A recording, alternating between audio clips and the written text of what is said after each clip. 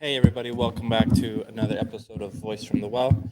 My name is Miguel Ortega. I'm your host. Let me just fix my mic a little bit, make sure you guys can hear me. Um, yeah, welcome. We're going to be showing Voice in the Voice in the Hall. uh, we're basically doing a week by week breakdown of the making of a short film done entirely in Unreal. Originally, we were calling it a voice in the well. That's why I still sometimes call it a voice in the well because we went with that with so long. But yeah, so we're doing. It's a team of two, myself and Tran, and then we have a few of our friends jumping in and helping us along the way. And every week we're just showing some of the progress on the short, how we're doing it all with a tiny team, and how we're figuring out all this stuff as we go. Because Unreal 5 is just a couple of weeks old, as most of you guys already know. So this past week, give me 1 second. Let me just check something. This past week, we were just going, trying to finish up this first sequence. And one of the things that we have is this anteater here that gets killed. So I'll play this real quick for you. And this is pretty early. He has no textures, no shader basically on him. And the idea here is he'll have like this cloth on top. You can see from one of our older streams. So it's like it kind of supposed to look like he's made out of fabric, like a doll. So we're trying to go for a very stylized look. So yeah, let's see. Let me play this part for you guys.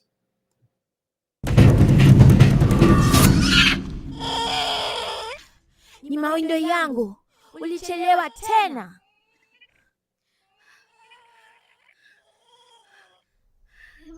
Hebu nionyeshe.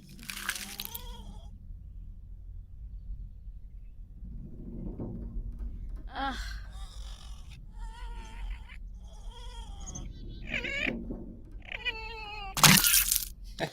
So you can see the poor little guy gets stabbed pretty hard. But yeah, so pretty happy with how that's turning out. This was animated by our good friend Alon. So still have to do some shot modeling to get some of the deformations to look a little bit better. The mouth shape in particular is not looking very good. Want to have some more simulations stuff happening, effect stuff happening as he's rubbing on the floor. But pretty happy with this considering I put this scene together in just a couple of minutes, minus the animation, minus the modeling, obviously, but just the terrain and everything. Just did this real quick in Mixer, threw it in here, and pretty happy with how it's looking. Let me mute all the sounds for a second. What really impressed me was just how, without any setup, you're just seeing all these reflections on the water, which I thought were really incredible. It's a testament to how cool this program is. So yeah, so pretty happy with that. These other shots, we went back in. You can see the spear is now moving a little bit to represent the dying anteater, and then she stops the movement. That's done by friend Chris from Gnomon. He animated that, and yeah. So one of the things we have to do here, you can see again, the poor little guy. You still see him here, but we kind of want to start suggesting like he's moving behind her here, like he's trying to get away, just barely visible, especially on this next shot here. Just have him poking out over here on screen right before she stabs the little guy. So yeah, that's the idea. Give me 1 second. Yep.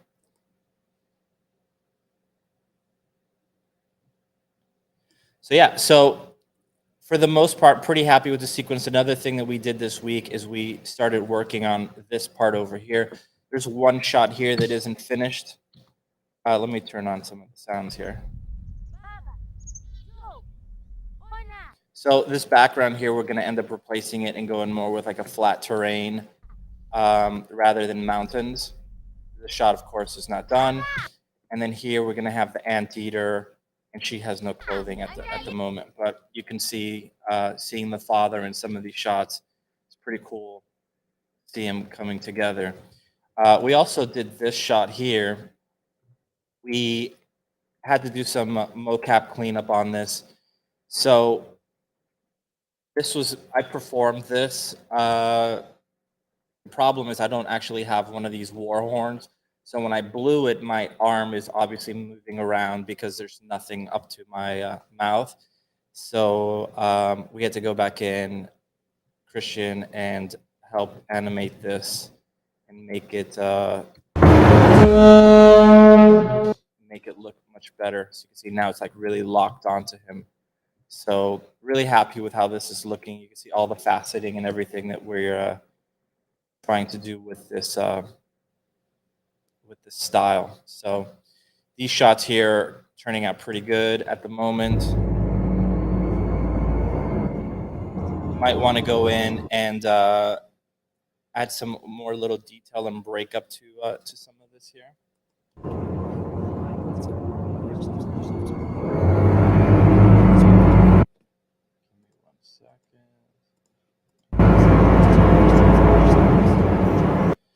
So this shot here is pretty cool because it's the first shot that I brought into the Nuke plugin. I just wanted to see, can I push the depth of field in comp? Can I pull the colors out, give it more saturation? So this one was put together entirely in Nuke using the Unreal Reader. None of these have any color correction with the exception of this one. That's why I think there's a certain pop to the shot, which I really like. You see this one looks a little bit too muted. So definitely we'll go in and fix that. Another thing I've been doing, I had this shot a week ago, but there was something about this cut that wasn't working. So I had to go back in and fix the rotation of the head right here. What? Not here. I'll show you.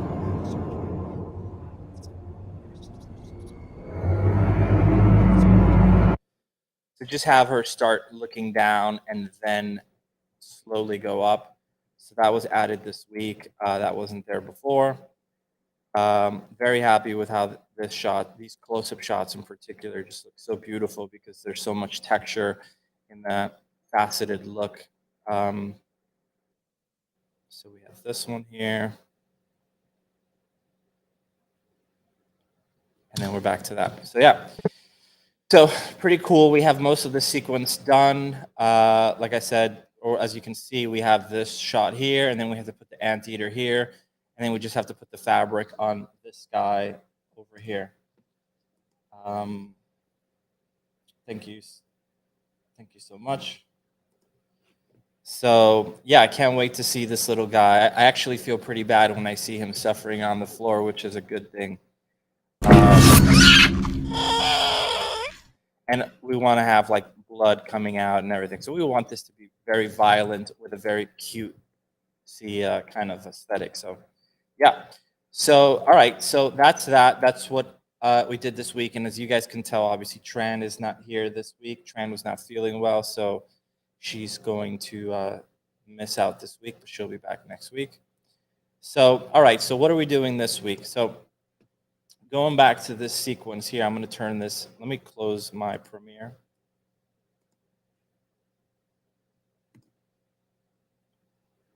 And I'll turn on my resolution here, or my engine settings. Okay, give it a second. There we go. So this next sequence, I haven't started working on it yet, and I wanted to start working on some of the shots just right now. So it's one of my favorite sets. It's going to be a joy to light the characters in here.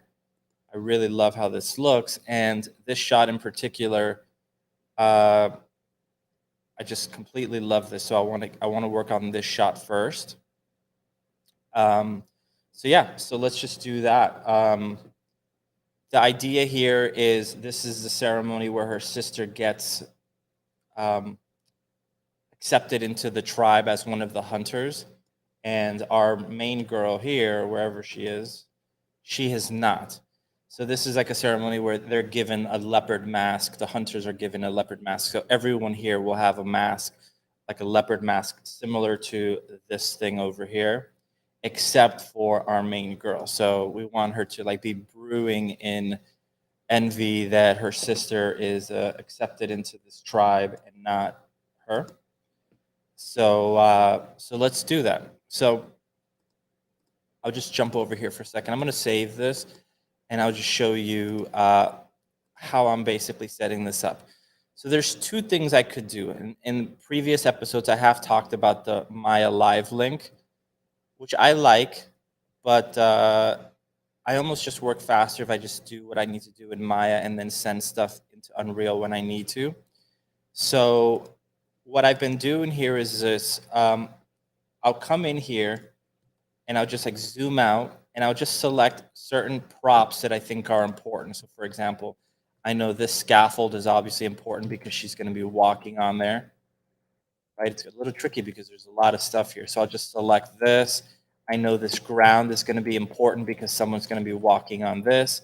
The ceremony, the altar up here, there's going to be like a priest up there. So we want that. We want to select this walkway here, which is where she's going to walk out of.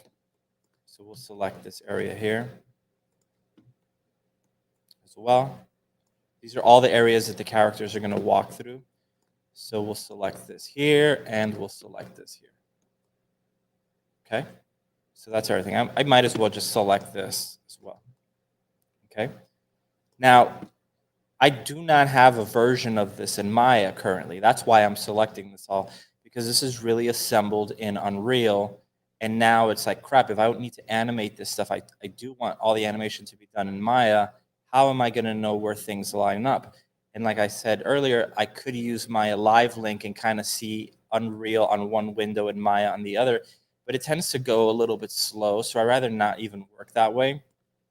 I rather just export the geometry and bring it into Maya. What's cool is if I export this as is, some of these planks are really heavy because this is all Megascan stuff.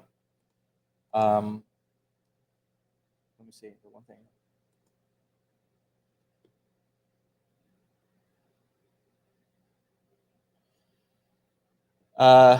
Why artists love to have all their apps open. I like to have a lot of apps open sometimes because I like to send stuff back and forth, particular to the edit. But yeah, I don't have as right now. I only have Maya and Unreal opened, and those are the ones I have to have. So I'll select all this stuff, and I want to send this into Maya. But again, my concern initially was like, holy shit, these are a lot of this is a lot of nanite geometry, very high resolution. If I send this all into Maya, those that know Maya know that Maya is terrible at handling a lot of geometry, so it would crap out. What's cool though is if I come over here, I'll go to actors, level, merge actors, and I'm going to go to my merge actor settings. We have talked about this before, but just in case.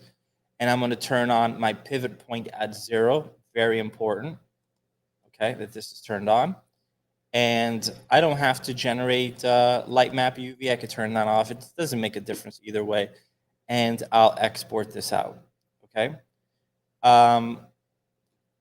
That is going to, well, I'll just do it right now. It'll ask you where you want to save it out to. So I just have a folder that I created called Mesh Exports. And you can see I just have this saved out as ceremony. That way I know that all my shots in the ceremony scene are all going to be shot from this angle. My 180 rule is I could only have the camera on this side of the environment. So from here, I could rotate all across through here, and up to this point over here on the other side, wherever this happens to be, like that. Okay, so that's 180 any angle in here, as long as it's within that, like picture this being like a half cylinder. It's kind of hard to show everything because there's so many things in this set. But basically everything on this side to the right, I cannot have a camera pointing there because it'll disorient the users. So I could only have the camera on this side. Again, sorry for the set just being so dense, but I could shoot anything that's on that side over here. So any of this, any of that, any of that.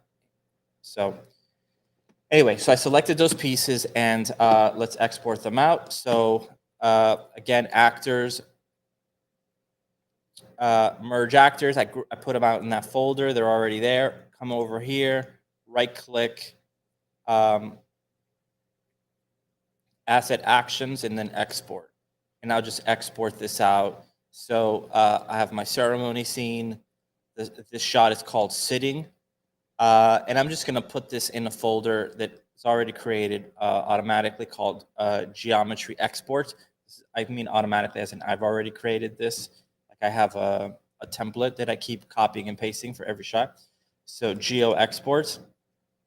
And there it is, ceremony.fbx. Okay, so now I'll have that scene here. I'm going to go to my engine scalability and set this to low.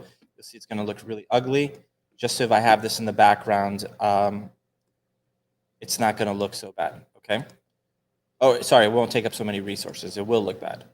So let me just come in here now.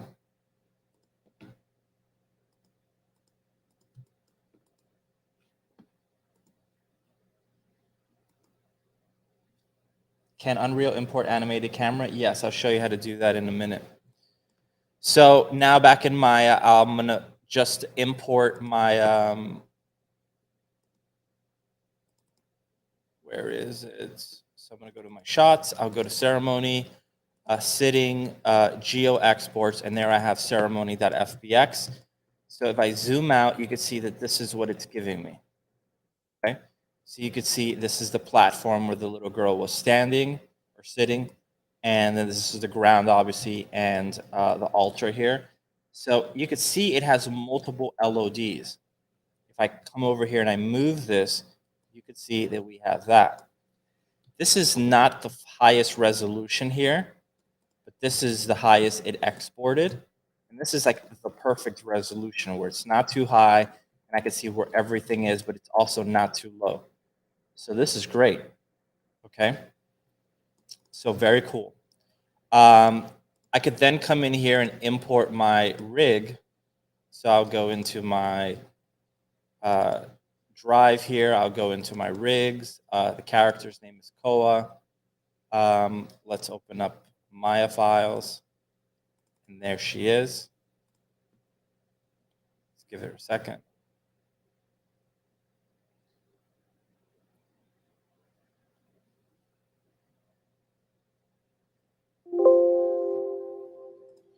All right.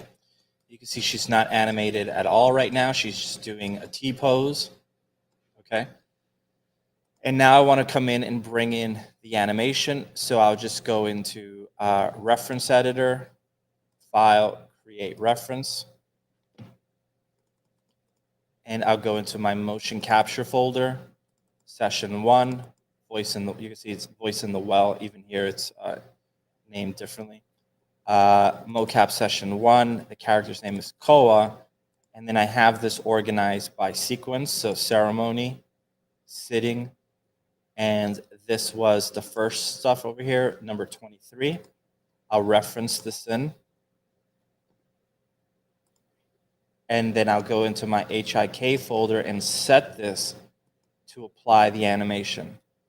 As soon as I do that, if I start scrubbing, you can see she's sitting on nothing at the moment, but she looks like she's a pissed off teenager. Okay.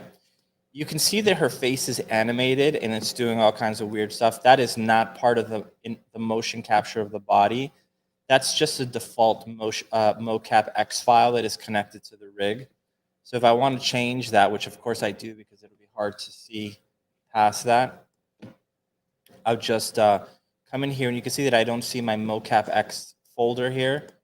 Pretty annoying. If I just come over here to show and select anything, and then deselect it again, now you can see mocap X. It's just a Maya bug. Very annoying. And here you can see this is where you import your mocap file for the face only. So I could just come into my desktop. I have a folder here called delete because it's all just temp stuff. And I'll just put this kind of generic shape for now. So you can see she's not doing weird, funny expressions, but she looks pissed off and doesn't want to be there. Okay? Which is exactly what we want. So I'm going to just scrub through this. I really like how this is looking. This is going to require some cleanup. You can see some of the arms are interpenetrating. But right now, I don't want to worry about that. I'll go back in and clean it up, or I'll have one of our awesome animators help us with that. But right now, the only thing I care about is setting up the shots. That's it. So you can see she gets upset, gets off her chair, and storms out. So let's come over here, and let's see how far she storms out to. Right around there. Okay, so frame 921. So I'll just come over here, set this to 921. Okay, we have this right here. Perfect. Great. I'll go to my HIK, come over here, bake to custom rig. So now it's going to grab that motion capture file, and it's going to bake it onto the skeleton. Actually, not the skeleton, the controls of the skeleton, so that I could now use animation layers or whatever to fix the motion capture. You cannot do that while the animation is directly being referenced. So you have to, at least not through the HIK here. So you have to bake it onto the controls first, and then create your animation layers. So Ali, yeah, I'll show you the camera stuff in 1 second. So that's exporting out. What, not exporting out, that's just baking, sorry. Currently, you can see this says 24 frames per second. I do not, it says 30 frames per second. I need this to say 24 frames per second, so I need to change this in a minute. I do not want 30 frames per second.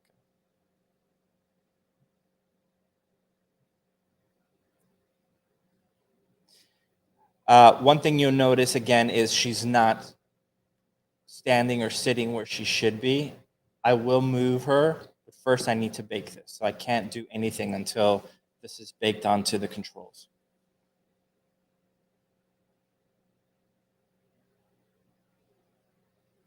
The other thing we're going to have to deal with is the fact that when this motion capture was done, she obviously was not in a real location like this, so she's moving much further out than she probably would if she was on the scaffold. So she'll probably fall out. So we'll have to do some editing tricks to move her around. So you can see now we have a key on every frame. I'm going to come over here and save this out in case it crashes. So save scene as.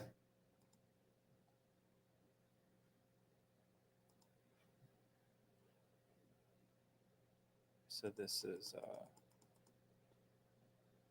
go to my shots, ceremony, sitting, Maya cleanup, and I'll save this as version 3.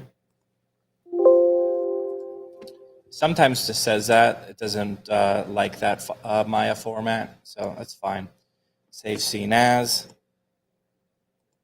Save it as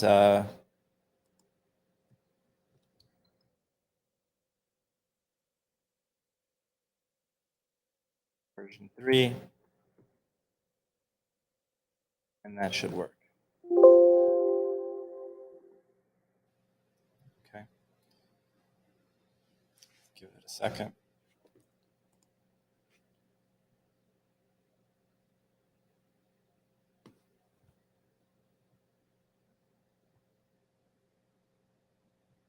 Anybody has questions while this stuff is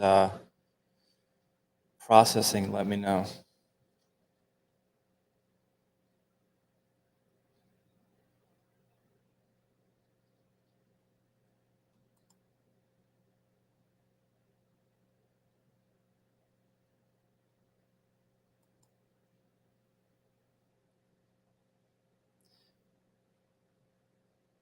So this normally saves ridiculously fast, but something that always happens is the minute this is recording, everything goes wrong.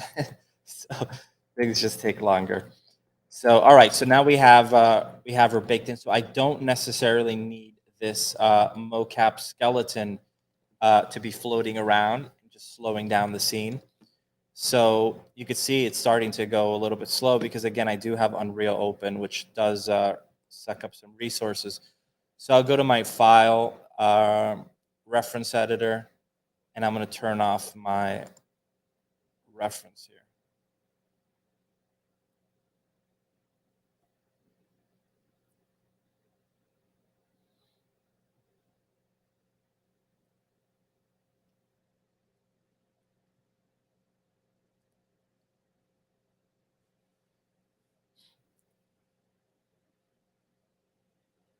Just give it 1 second. Okay.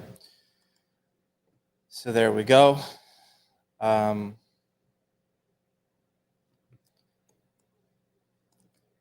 Great. So now let's just come over here.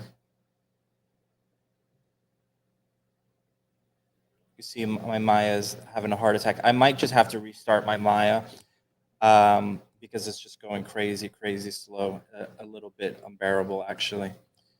So let's do that real quick.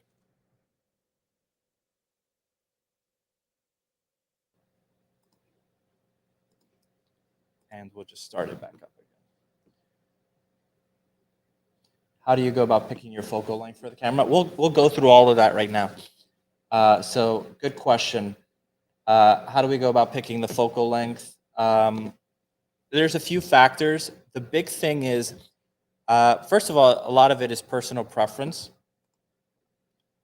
I like to have longer lenses, meaning like 50 millimeters and higher, so 80, so that what that tends to do is you're obviously zoomed in much more, and the more zoomed in you are, you're compressing much more space together because it's like a telephoto. You're traveling through space with the camera, with the lens. So things go out of focus much more. Whereas when you're shooting with a zoom, you're shooting at a distance, essentially, and everything is kind of in focus. So I do like to have a shallower depth of field, so I will always try to keep a longer lens. So let me just open this up real quick. So, and then we'll go through all the camera stuff in a second, because camera stuff seems to be something that a lot of people are interested in. So yeah, we'll cover that. So let's go into my shots, ceremony, sitting, and I'm going to open up a slightly older one that seemed to be moving faster. It's the same exact file, except she might be already in position, but I'll just show you how I did that.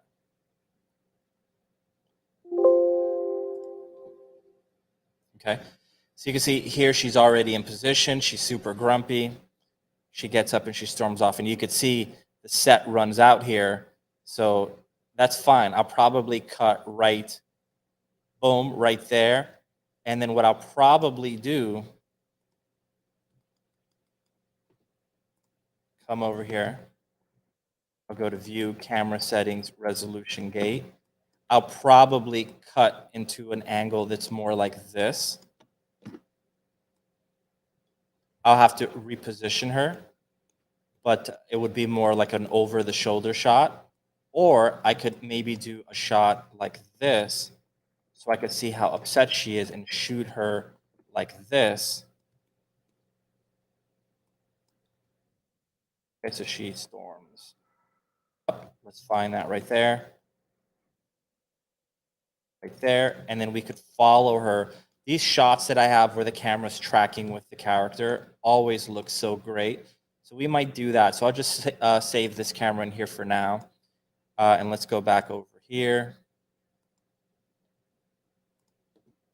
We have this one here. Okay.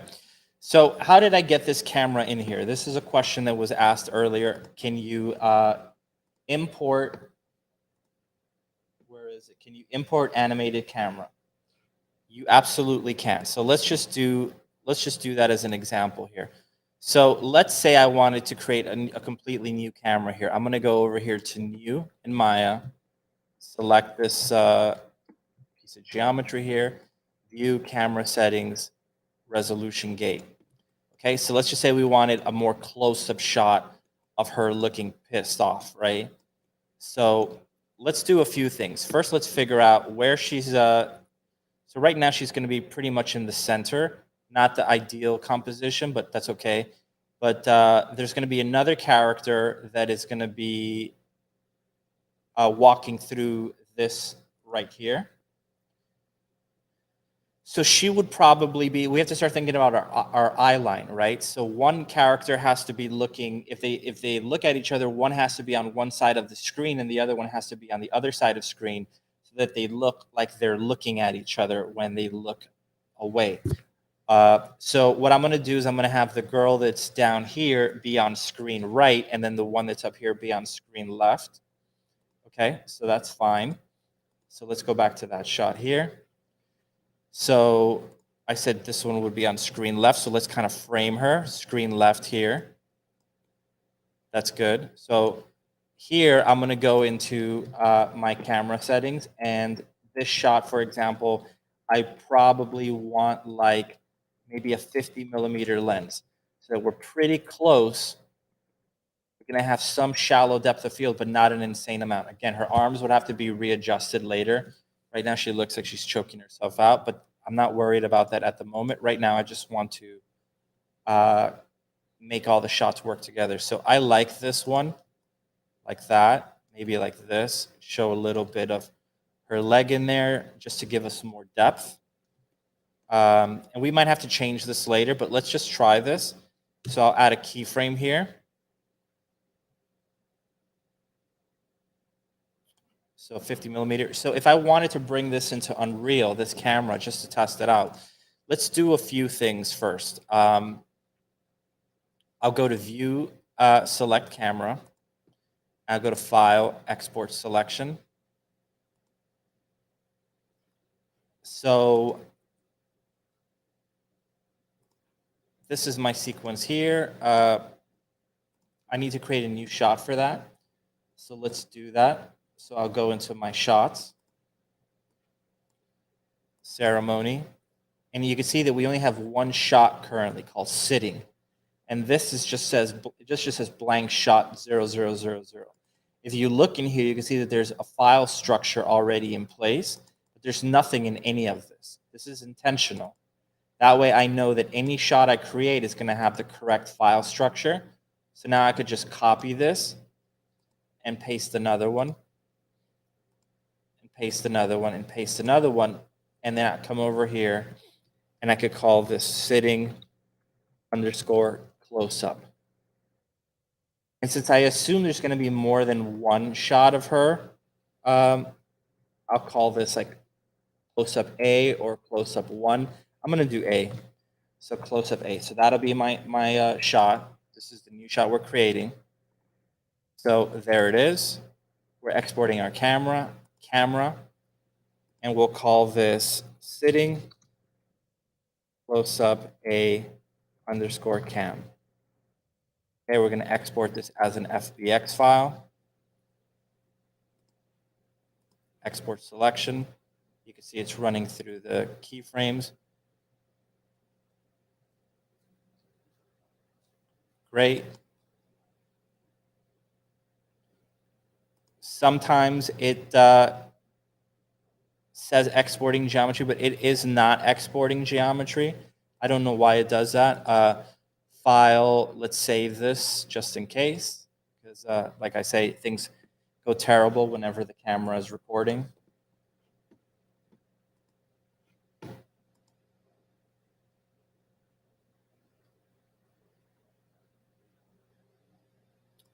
So, all right, so there we go. So again, I'm not worried about this messed up animation. And the reason why is because I know that if I zoom out here and I look at this, the animation is not perfect. It needs cleanup, but clearly the timing is correct. And you can completely tell that the character's pissed off. She doesn't want to be there. She storms out and she walks away. That's all I care about here. That's completely clear here. So it's more than enough for me to get my story across. Boom. So, and I'll fix the animation later, like I said. So, all right, so we have that. So let's go into Unreal. And I'll go into my sequencer. And I'm just going to create a new camera. And let's call this something. Let's call this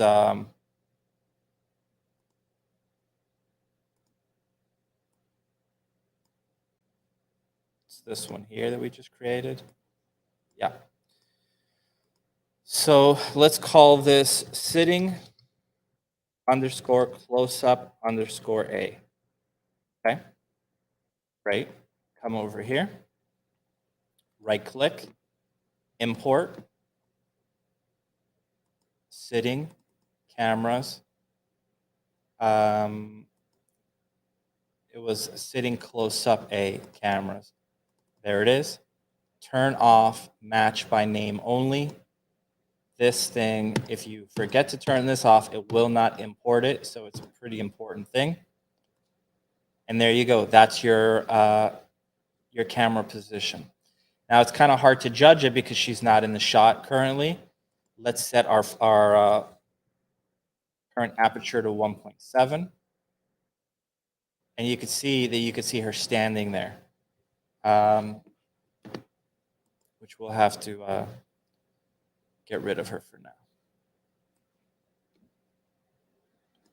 So let's go to our windows. Let's go to our outliner.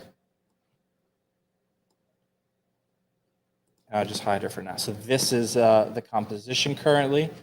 I like it. I think it's very nice. We could probably, let's just stick with 1.7 and see. Okay. So I like that.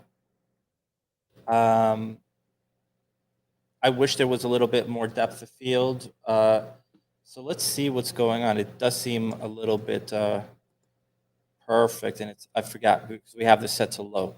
So let's set this back to high. And there you go. That looks much better. Very out of focus. So we'll go into our manual focus distance, adjust this. There we go.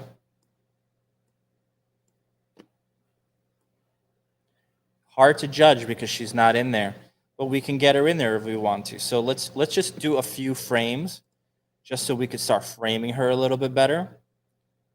Okay, so we'll just export her out frame 0, or frame, let's do frame 1.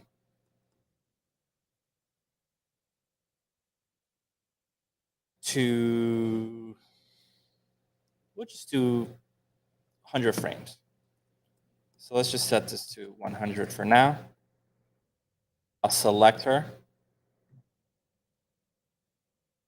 Cache, Alembic cache, export selection to Alembic. Okay, time slider, that's fine. UV right, that's correct. And then right face sets, that's correct. Let's go into our shot. So this is K shot ceremony sequence, Alembic. And I'm just going to call this, since I know that this is not actually a final thing, I'll just call this generic sit-in. No pun intended. But we'll just export that out. So I got an error message here, which I don't like. That usually means that I selected something besides geometry, which I did. So I'll just hide everything, just go to polygons, select that, and try exporting it again. And that should work. So you can see it's starting to export it now. Okay.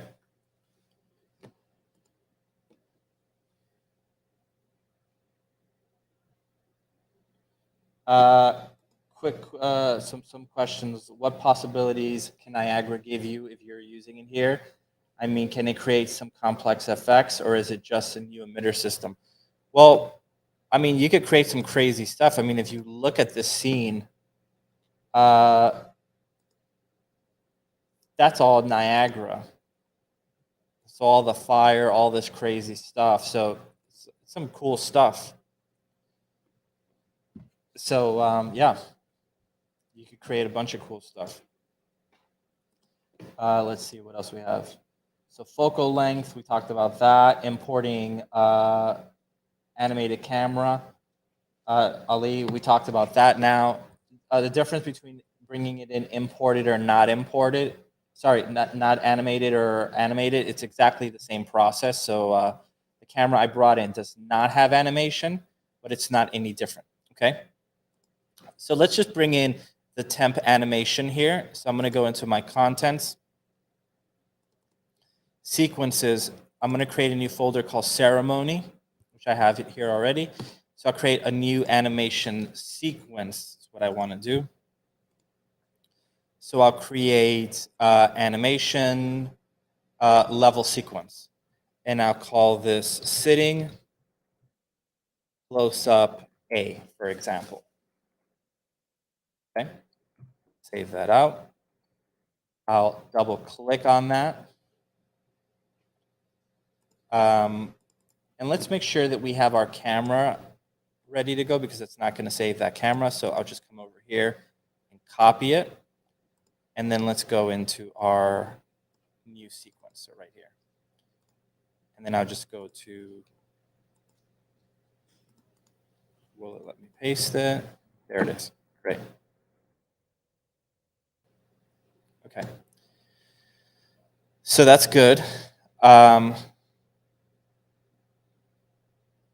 yeah, so let's get this shot going. So great, we have that. I'm going to create a new folder in here for this sequence called Alembic.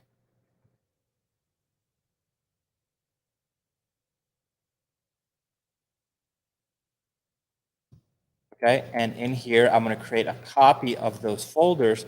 So this would be sitting close up A. And in here, I'll import my animation, which again was my Alembic that I just exported. So ceremony, sitting close up A, Alembic. Oh, I think I've just put that in the regular sitting. So Alembic, there it is. And now I have all these settings, intimidating. Import type, skeletal, merge meshes, based on calculation type, no compression. Skip empty frames at start of Alembic sequence, very important. And find materials. Rotation, we're going to rotate this 90 degrees. A lot of stuff to remember, but once you remember it, it's not that hard. So let's see. So we have Towefu, hello, hello. All right, so let's bring our angry teenager into the shot. Hello. We have a few hellos. So it's a good time for hellos because this is going to take a second.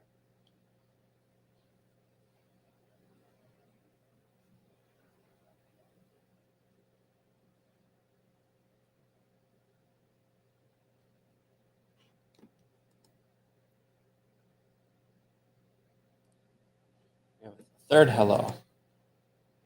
So thank you guys for being here and for saying hello. So, all right, so here you go. We have our animation. And she seems like she does not have shaders attached, which is very weird. So we have to figure out why that is the case. She should have her shaders. So let me just drag her into the scene. And I'm going to set the location back to 0. And you can see that she's now in the shot. we can clearly see that she is way too dark and she's completely out of focus. First thing I'm going to do is I'm going to go right now. I know that my current aperture is set to 1.7. So I'm just going to set this to like 0.6. It's going to make it much brighter. I'm going to go back to 1.7, but I'm just doing this for now so that it brightens up the shot just enough for me to get the depth of field to look correct. Something like that. So you can see how nice this depth of field is feeling because we're using a longer lens, like a 50. I actually like my favorite lens is like an 80. I'll set this back to 1.7, which is a little bit more realistic. And you could see she looks completely dark. Okay. That's completely normal. Nothing weird about that. So I'm trying to figure out why her shaders did not export. So I just want to double check this real quick. So I'm just going to select this again. Let me just see my export settings. Export selection to Alembic. UV right face sets. That was all correct. Let me just save all right now because Unreal loves to crash.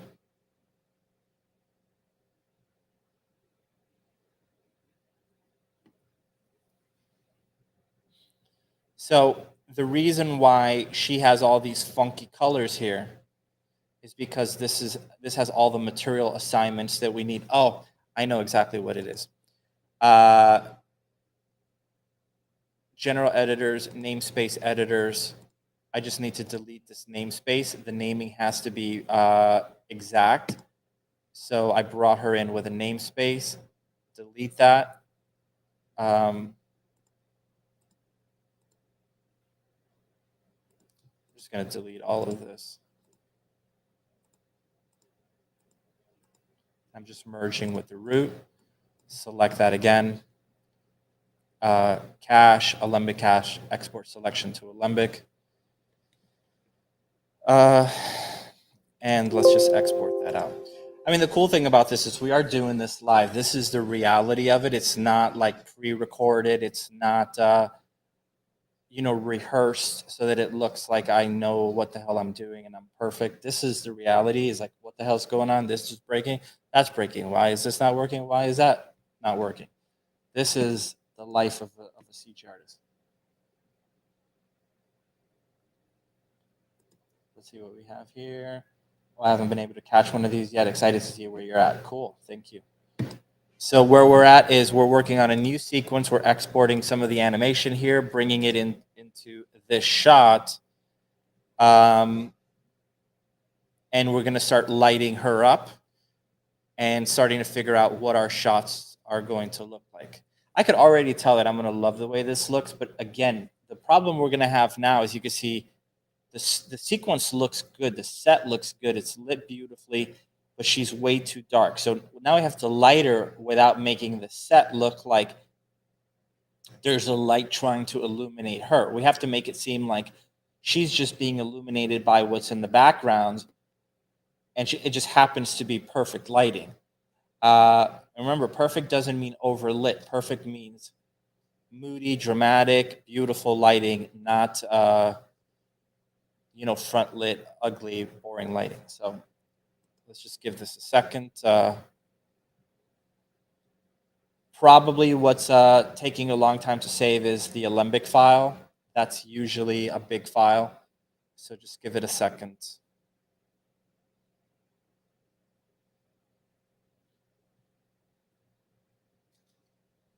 Okay, so that's saved. So now I could just go back over here. I've re-exported it correctly. So I'll just go back to re-import. Make sure my find materials is turned on. Press import again. Cross my fingers and make sure that everything works now. And if it's done correctly, her materials should pop in a second, or more like a minute or so. And then we can start lighting her up.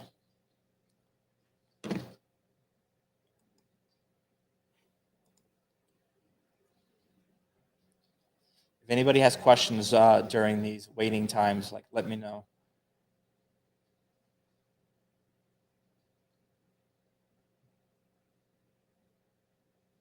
Okay, so it's about to come in. So just so you guys know, I'm working on with 2 monitors. So certain things I have to put on my other monitor or else I'll have no space to work. So there you go. So boom, now she has her materials, but you can see she's not moving. I'll go to my first frame. I'm going to select her, bring her into my sequence, animation, apply the animation. And look, just like that, she's alive and looking at her sister. For those that are tuning in now, she doesn't have any clothing at the moment and her arms are a little bit weird. All of that will be addressed later. Right now, we're just trying to get the composition and the shots in order. But that's looking pretty cool, but obviously way too dark.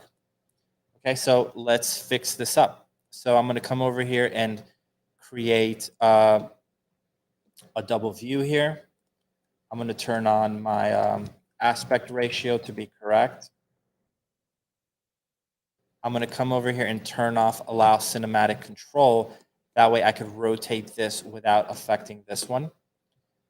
And I'll go to my lighting and I'll go to spotlight. Spotlights are my favorite form of lighting.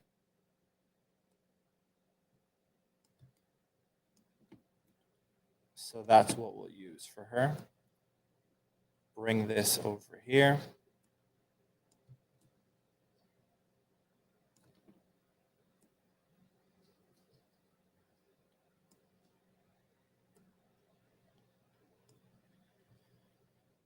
Okay.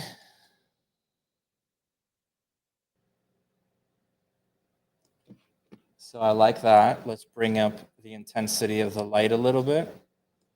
We're going to make it warmer.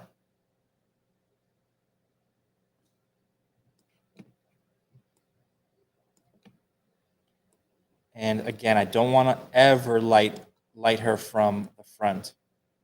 That's the worst thing I could do. I'm just rotating it around like so. Okay. So that's light number 1. I'm going to hold down Alt, move this over. So now we have a second light.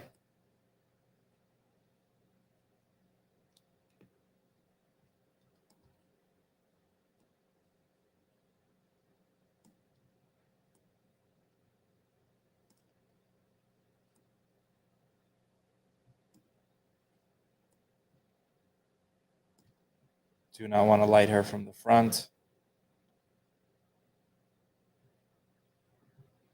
So just do something like this.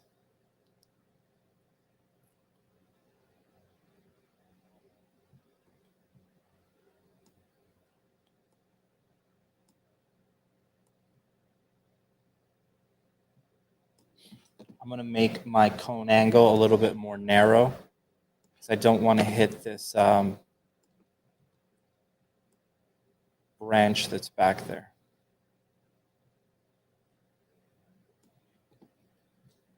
Okay, so now we have some like rim lighting on her that could look like it's coming from that fire. I'm going to duplicate this. Now I have a third light.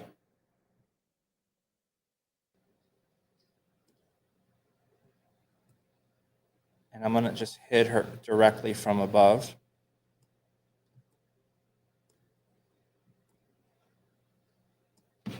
We'll bring up the intensity quite a bit here. Let's make this cool.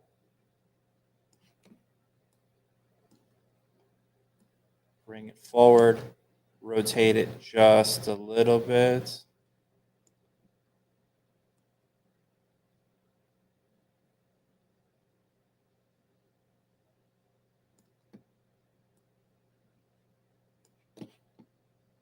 Let's bring down the intensity.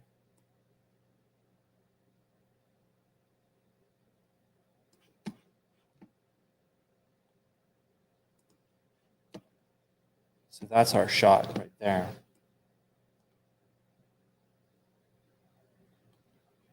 Got to get a little bit more light on her eyes. I don't want her to look like an old lady.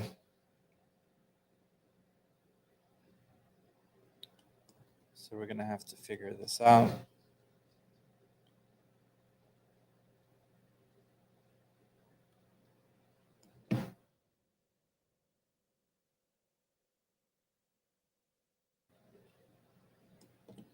All right, so let's try this light here. Let's try to bring it in and wrap it around the front a little bit more.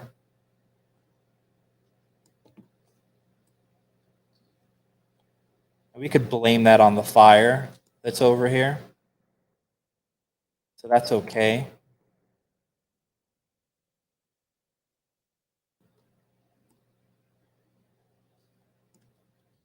And then this light here, let's put this further back. Rotate. I don't want it to hit the piece of wood there.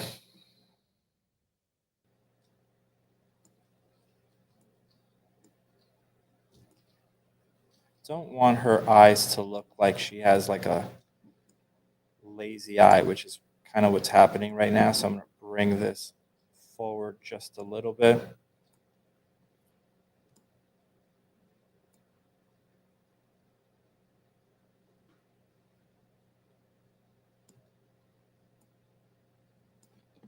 Let's bring this up.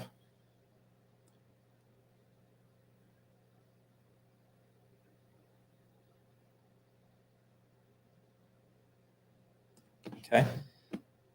So I'm liking that. Let's grab a copy of this light here.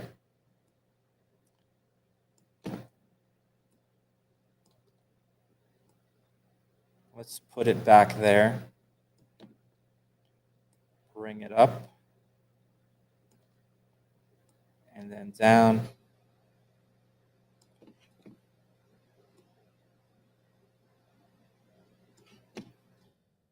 I'm going to put it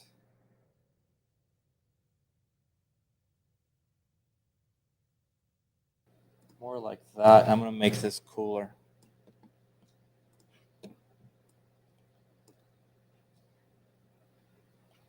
Let's save.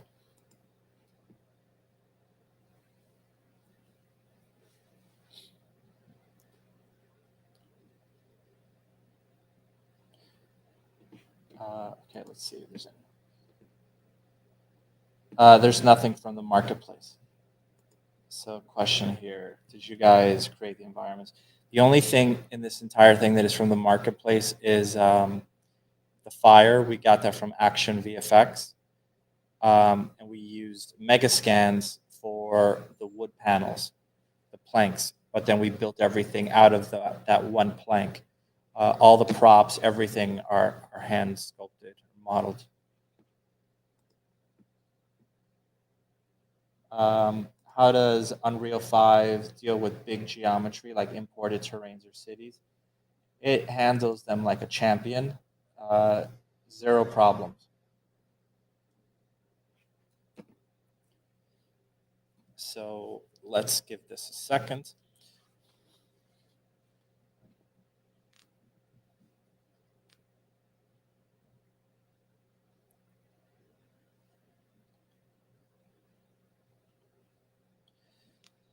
So I'm not sure why it's taking so long to save. Again, the minute the stream is over and I go to save anything, it's going to take 2 seconds. That's just the way life is. But it's taking a while. It normally is fairly quick. But this is a new sequence. I don't know if there's something with that. We also just brought in a big Alembic file. That could also be another thing that it's converting that into some sort of internal format or something. But I'm liking this a lot. I think it looks pretty cool.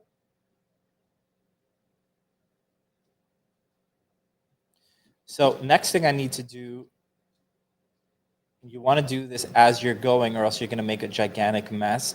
As you can see, I've created all these lights to kind of illuminate her and make her look pretty cool.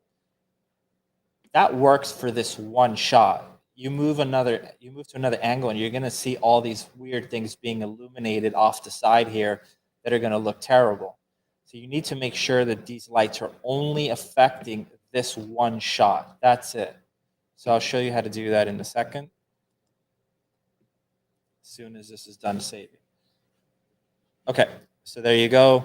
So let's just grab a few of those spotlights that we just created. So spotlight, we created this guy, this guy, this guy, and this guy. What is this one here? Let me see what this is.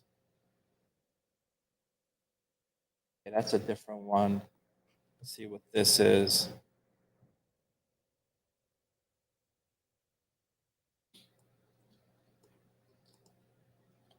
That's a different one. So it seems like these are the ones that we need right here. So let's take a look again.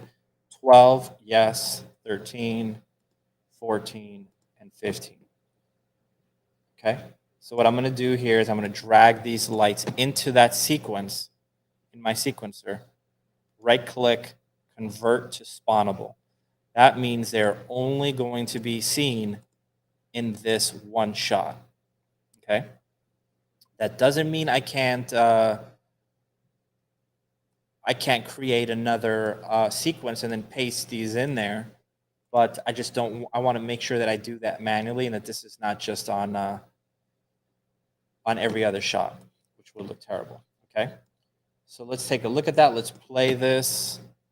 Let's see how that feels.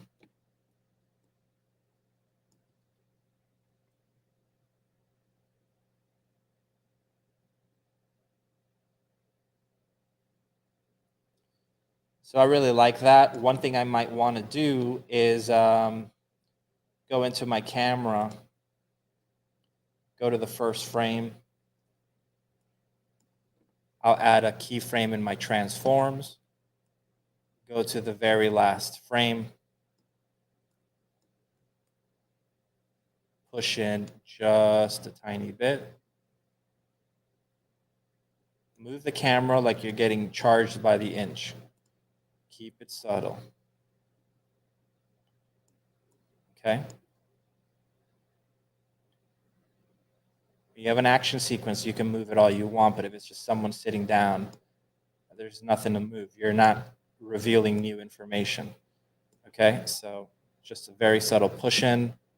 Gives us a little bit of parallax. So very nice. So we have to fix the animation. Her head is moving too much. But again, I'm not worried about that right now. It is strictly what are our shots? How are we going to light them? One thing that I might do here is I can see already that the eyes are very dark. So if I select the eyes here, you can see that the highlights here are created in the texture. And I have different versions of it where that highlight is brighter or darker. Okay, so I'm going to, first of all, I probably want the highlight to look like it's coming from the other side. So let me grab this one here. So this is left eye, right highlight. I'm going to duplicate that.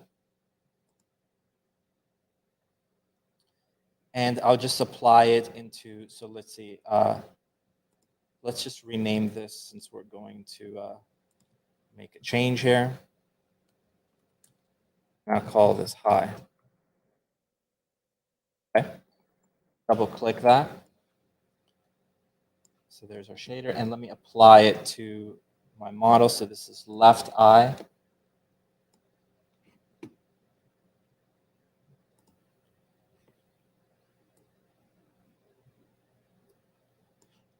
And you can see the highlight is brighter. And I could go into my specular color here.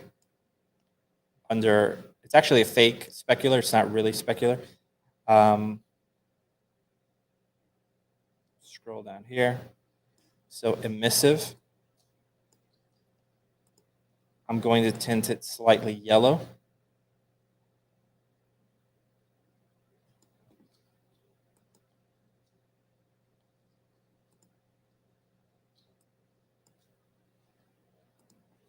You can see the highlight is much brighter now. Okay, you can see if I turn that off, the highlight is gone. It's back. You could go to value, set it to 2.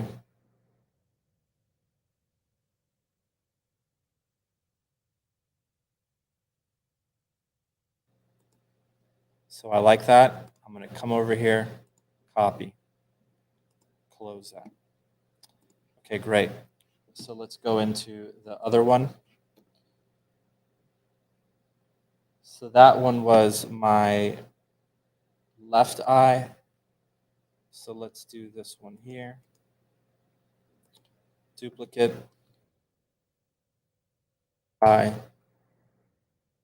Double click. Emissive. Paste. Save.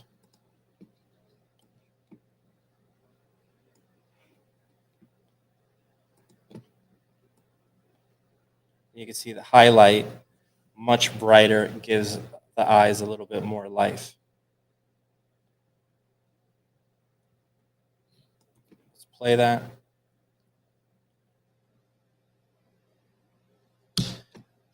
Great. Let's save it. Hopefully it doesn't take 2 years. In the meantime, let me see if there's any comments. No new comments. Someone said awesome. I'll take it. Thank you. So let's keep going. So okay, so that saved pretty quickly. Oh, it's still saving. It's 96% done though, so should be done soon.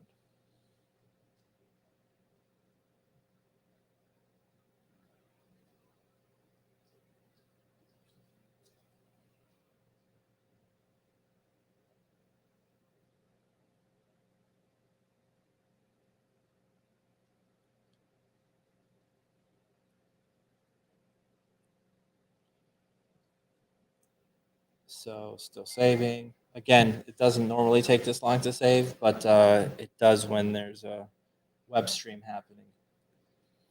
So next thing what we'll do is we'll jump into one of the other angles, probably the wide, and take a look at it. But you can see the overall thing that we're trying to do when we're lighting this stuff is make sure that the silhouettes read, that the highlights are broken up. So by giving this little bit of a highlight here, we're separating her from the background, right? So you can see if I come over here and I start hiding these lights, this is what it looked like before we started. So let's take a look. So I love that one. I love this one. I actually kind of like it with just the highlights of the eyes, to be totally honest. This one, maybe I want to bring this one down just a little bit. Now that her eyes have that much highlight, I kind of like it. And then let's put the blue light back in, but let's make that a little bit more subtle too. Kind of like that also. Let's set this to 24 frames per second. That just looks pretty. So, all right, awesome. So let's go into our wide again. So we'll come over here.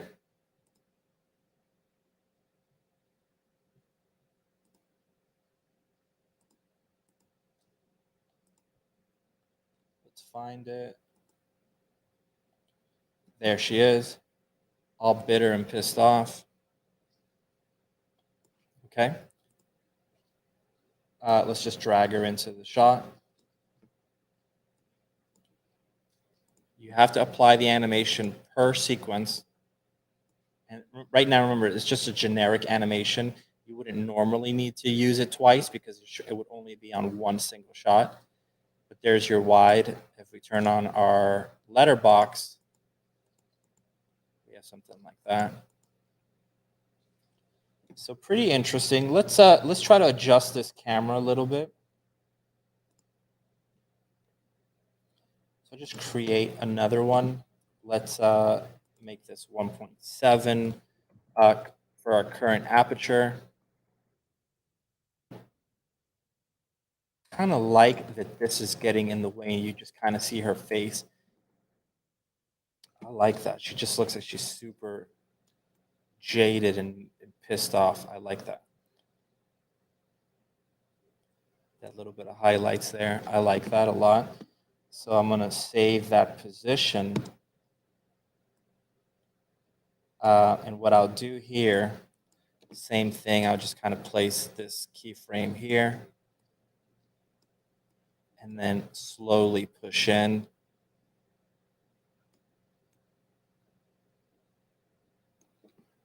Add another keyframe. I'm going to set that to linear. Right click, linear. I don't like easing in and easing out most of the time.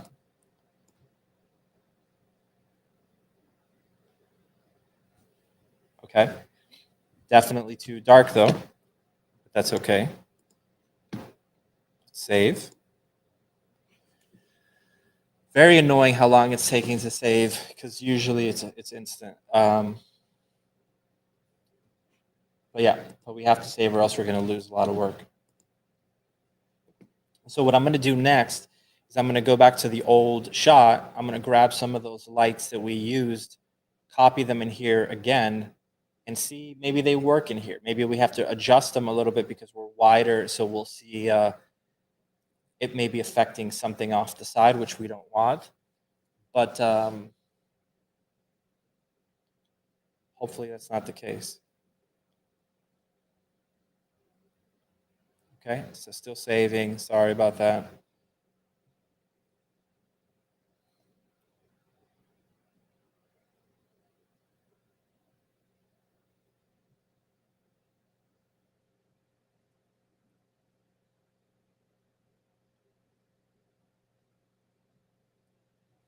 Let's see if there's any questions or anything. No questions.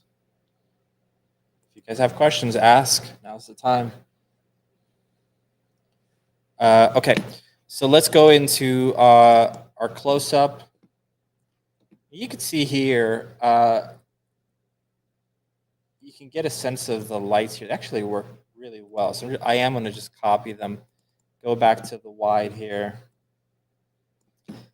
And you know what I'm going to do? I'm going to duplicate this. And I'm going to call this sitting.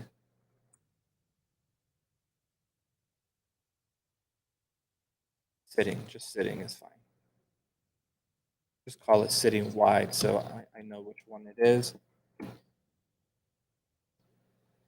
So that's my camera position.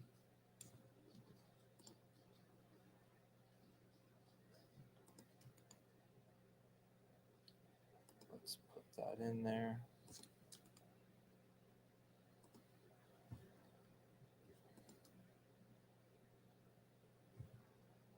Okay, so we'll call this sitting cam or wide cam. And then I'll just paste those lights in here.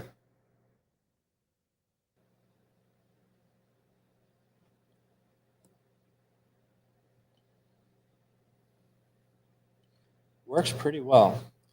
So let's take a look at some of these guys here.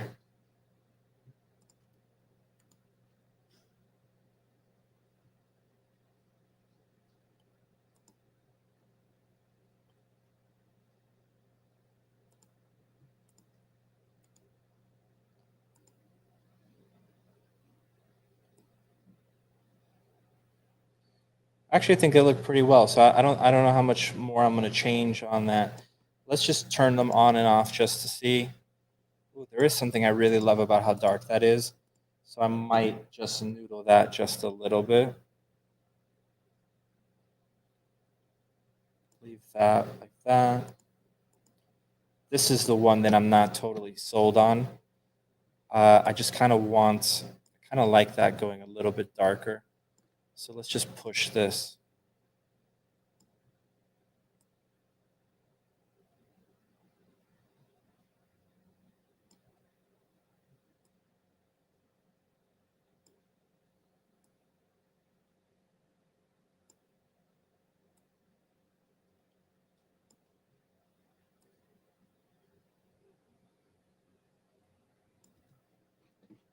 Bring down the intensity here. Just enough to, I want just enough to separate her from the background. I like that. I like that.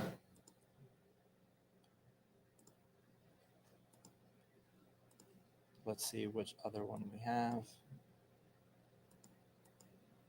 So I like that. That's really nice. That's very nice. So yeah, I'm gonna keep these for now. So let's see.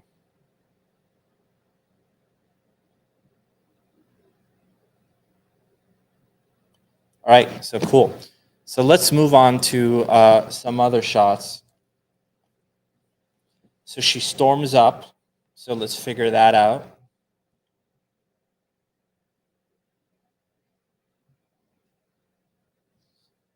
She gets up, storms out. Maybe before, well, I guess since we already have this animation, we'll just create the camera. But then I want to move on to the one of her, the other girl, just walking through the ceremony, through like the main corridor. Out of habit, I press saved, and as you guys have been seeing, it takes forever. So while that does that, let's see who's here. So Rafael, how's it going, man? So yeah, just hang in there while this saves. Trust me, if you think this sucks, imagine having to redo this on a live stream when it crashes and then still press save. So I'd just rather press save. Okay, so while that's doing that, let's just jump into Maya real quick. So this guy, I'm going to leave this like this for now, and I'm going to start preparing the next shot. So I'll just save this, which again is going to take forever. I'm going to grab the other rig, start setting the walk. Okay, so I'm just going to create completely new scenes. I could just delete the model here, use this existing geometry, and then just start importing new stuff. But when you're dealing with references and all kinds of stuff, I just find it so much easier just to start with a new scene. So I'll just go to import here. So I go to my shots. There's my ceremony, my sitting, geo exports. There it is. Okay, so this is my scene here. So girl walking through this area behind her. So I'm going to go to File, Import. It's my rigs. Her name is Ala. Rig 35. Let's bring her in. She's my favorite character. She's just such a horrible human being.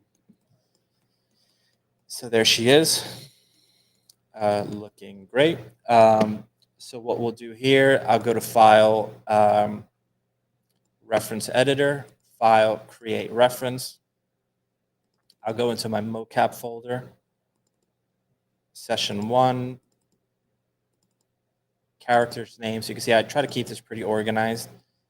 And usually I'll start with the last version because this was motion capture. And I even do this when I'm editing live action.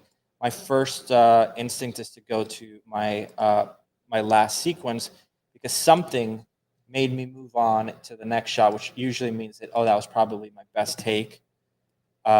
It's not always the case, but usually means if we moved on, that was the correct take. So I'll start with that. So let's give this a couple of frames here. So let's do like 1500 frames. You can see this is her walking through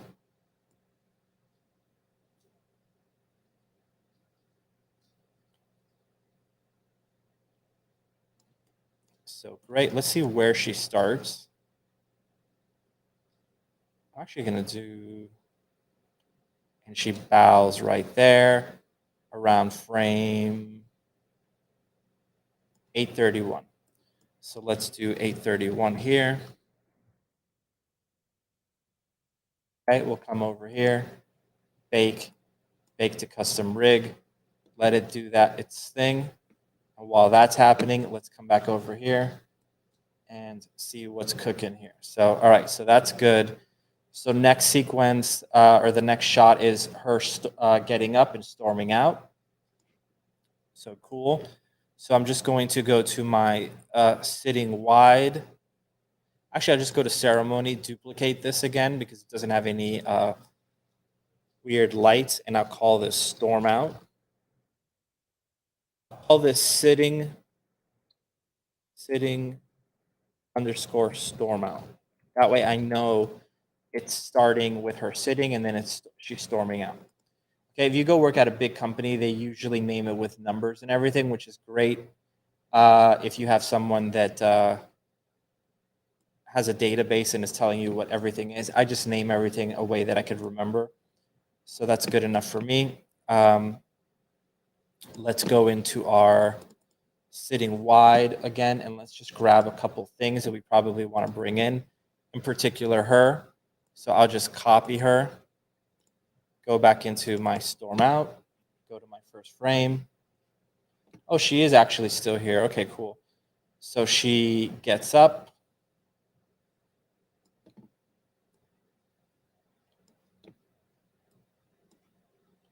I might not have exported all those frames, so I might have to go back to Maya and re-export her.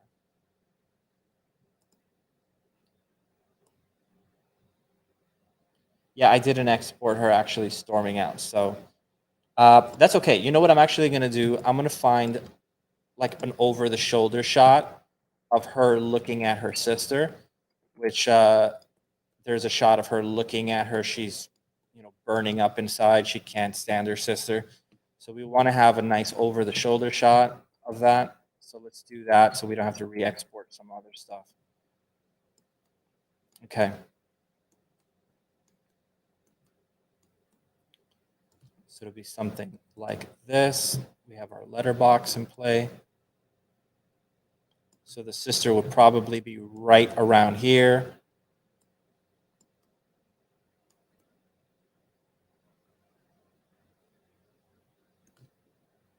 Okay. Since this is about the sister that's over here more than it is about her, we want to make sure that we could actually see that.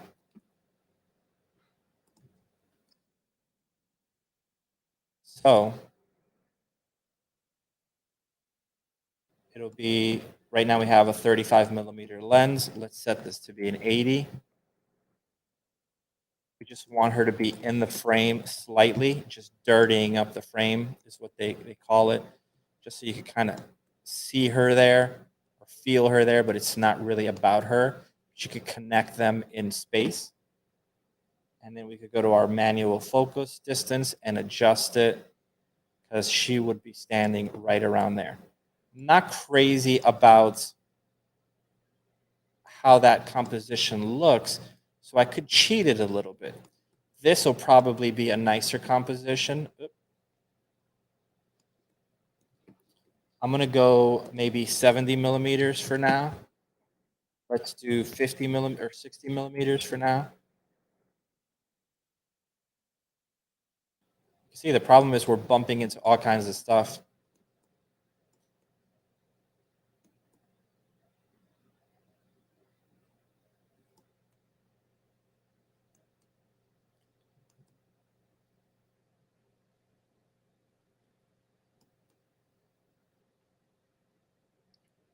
I like that there's something in the foreground there, but I do not like how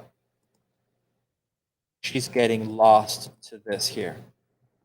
Shape here is distracting.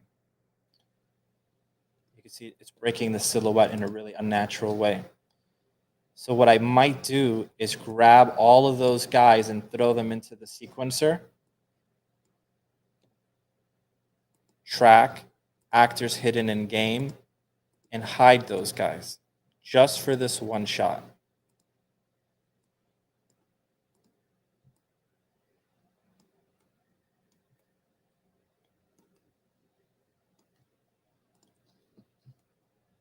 Okay, that looks much better. Let's set this to 80 focal length.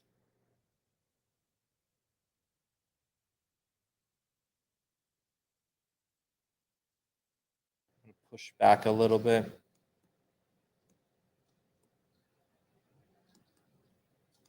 You can see this guy's kind of getting in the way as well. That's okay. Drag him into the sequencer. Come in here. Track, actor hidden in game just on this one shot.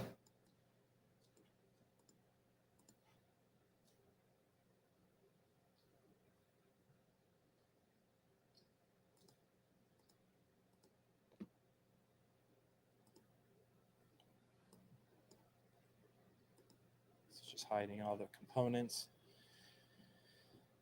So that's looking nicer. You can see she would see her sister about to do her little walk down the aisle.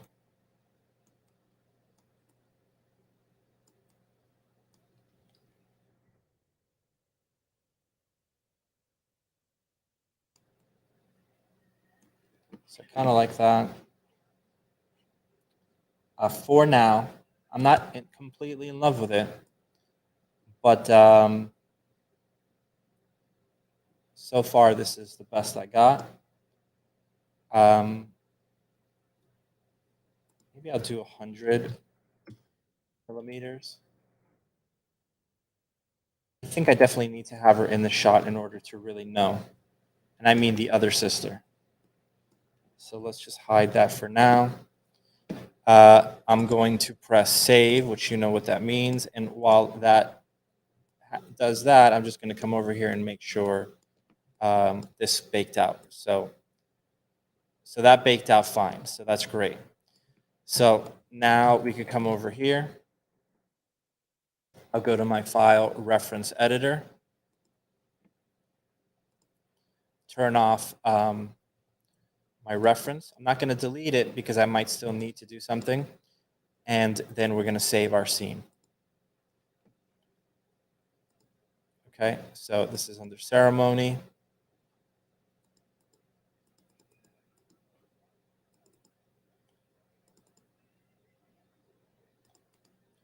And we'll call this a la walk.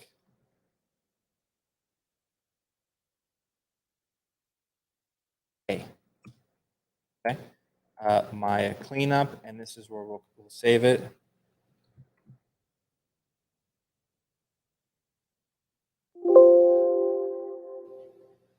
File save scene as. It's weird. Sometimes it doesn't want to be saved as an MA file. Okay, so save that out.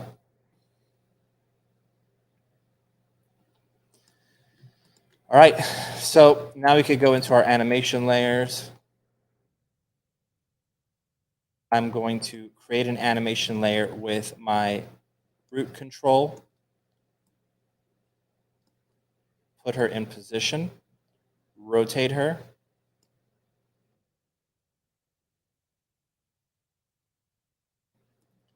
And we know that in the beginning here, she has a slight pause. It's a perfect place for her to look at her sister and have that I hate you look. They each hate each other. So we'll put her right there. And now add a keyframe. So now she's going to hang out here for a second. She could look at her sister right around here. And then she'll start walking through this here. Boom, she looks at her sister right there. And then we'll probably have another shot traveling through here, down the main section with all the fire pits on the side, which will look really great. So I love this. The only thing is this eye contact moment, probably want it around here. So let's keyframe it there and delete the old keyframe.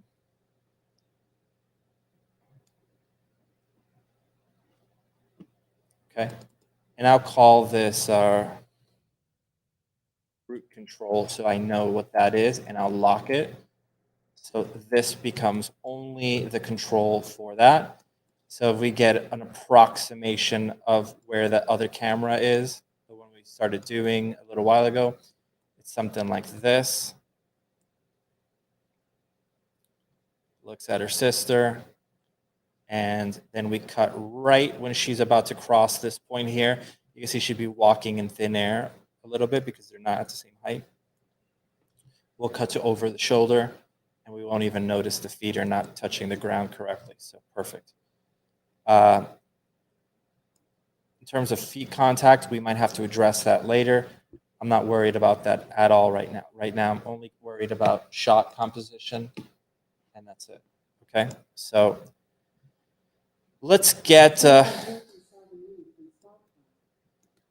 My Alexa just went evil. Hold on one second.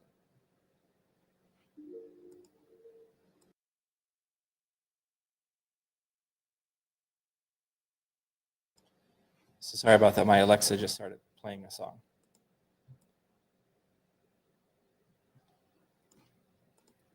Okay. So, all right, cool.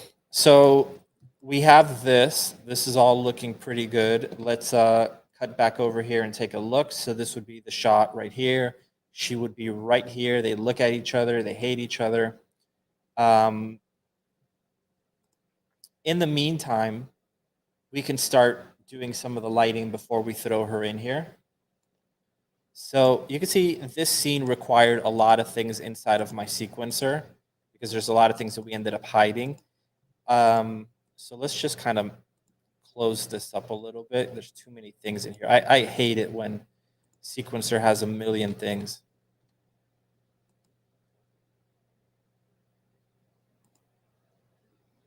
Okay, so that's that. So let's click on her. So how do we light this shot? Main thing here is I need to separate this character from the background. I hate how overly lit this area is back here, so I need to do something about that as well. I want this to feel more dramatic, darker in this area here, so we'll have to fix that. I want a rim light here from the front now. So in terms of shot continuity, if you actually go and look at movies, you realize, wait a minute, how did the rim light kind of change around? Go watch Avatar one day and just look at the rim lighting, and you can see it's always behind your character, no matter what. Even though the sun is in a completely different place, it doesn't matter. That's theatrical lighting. So we'll create a new spotlight. Come over here.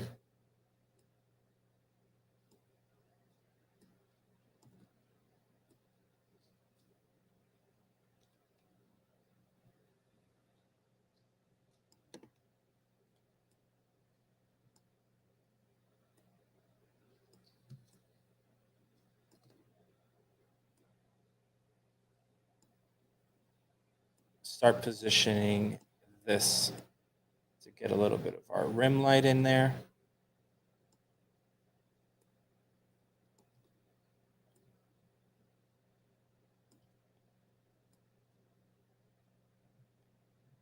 I'm trying to pick up the hair. Seems like it's going to be pretty tricky.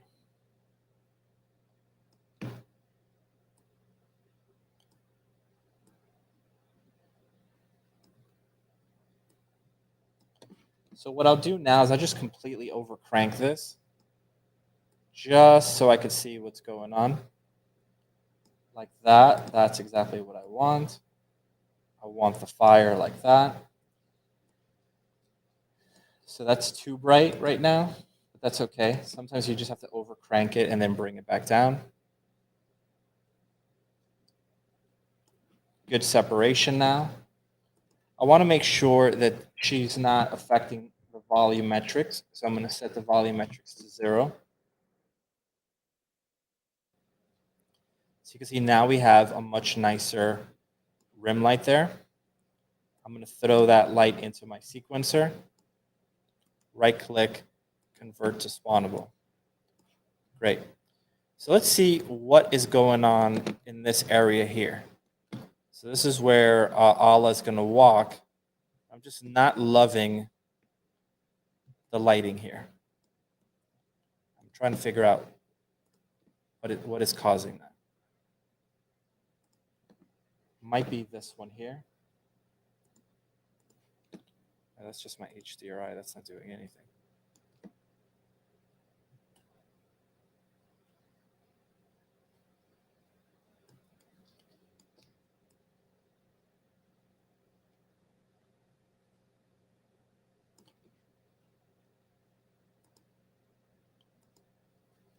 So I'm just going to go into my,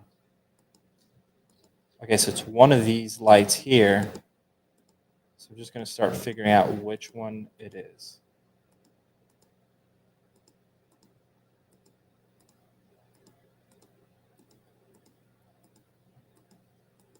There it is. This light here is way too bright. So there it is. There's our culprit. I'm going to throw them into my sequencer. I'm going to track the transform. I'm going to track the intensity, which we already have there. I'm going to track, let's see what else I could probably track here. The cone angle.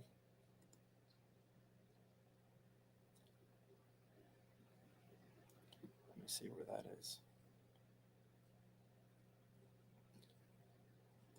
The inner cone angle. And let's do the outer cone angle.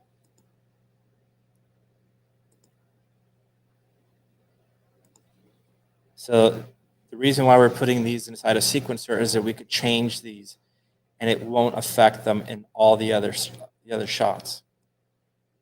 Okay? So let's grab that light. And I think the first thing I'm going to do is just bring this down here, which is going to seem like I'm trying to make this brighter, and in many ways I am.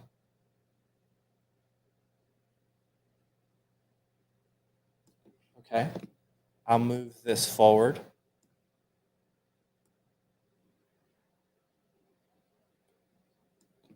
Okay? I'm going to go into my light color. I'm going to make this much more blue. I'm going to go into my intensity.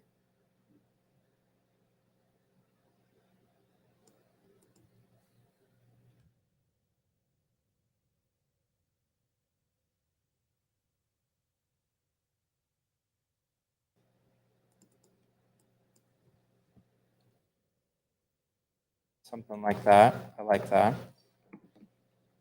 So now what's really important, I want to make sure that I'm keying all this stuff.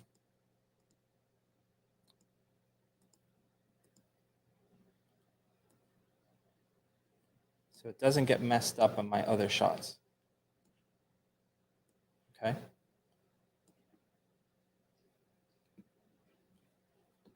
So that's looking much nicer.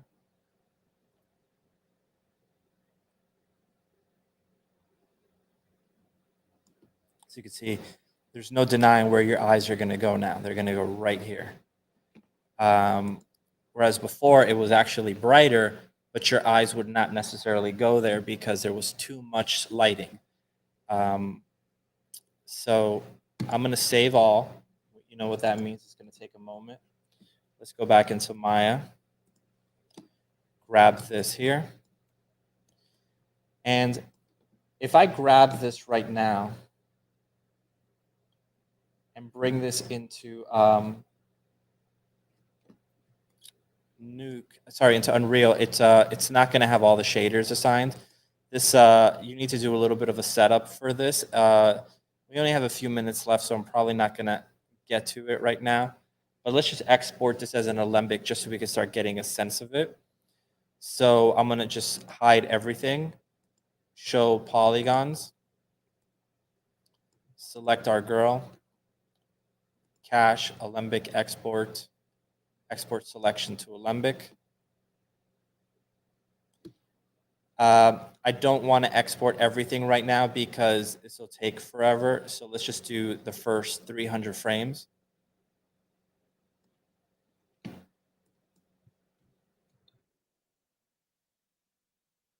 Cache, alembic cache, export selection to alembic.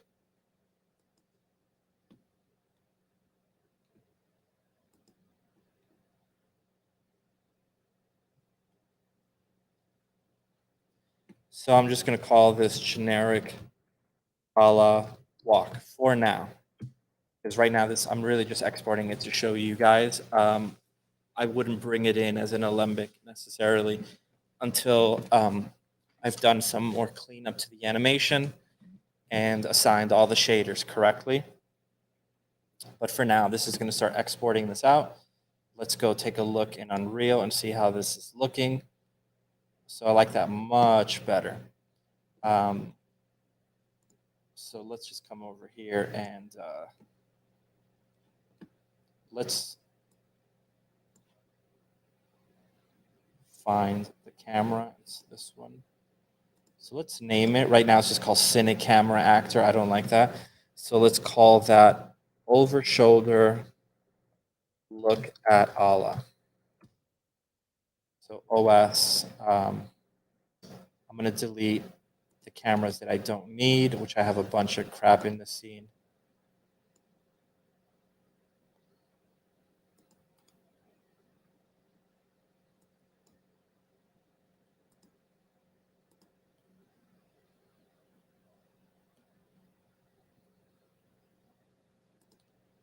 Okay.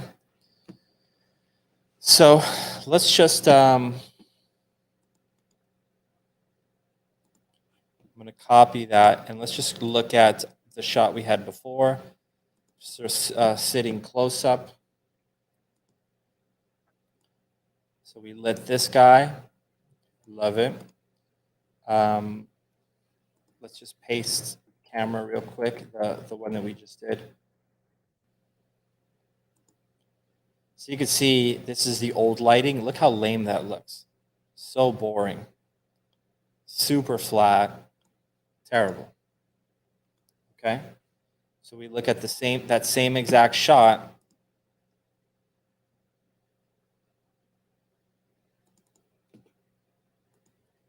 Over here. Much more theatrical. Focus is right on this. She stands out from the background the background. And this is all in shadow. You're still getting some of the flickering light, so it still has that nice complexity. So things I may do here is I might put a spotlight just to illuminate this one tusk here. So like an orange kind of rim light here. So let's do that real quick. So I'll just come over here and I'll just create a light. Let's just do a spotlight.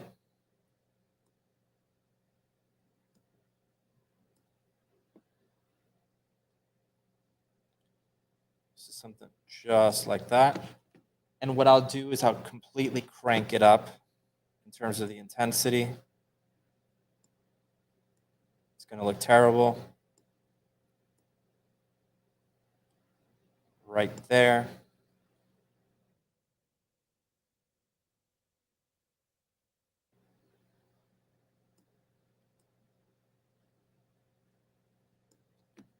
I'll rotate this to make it about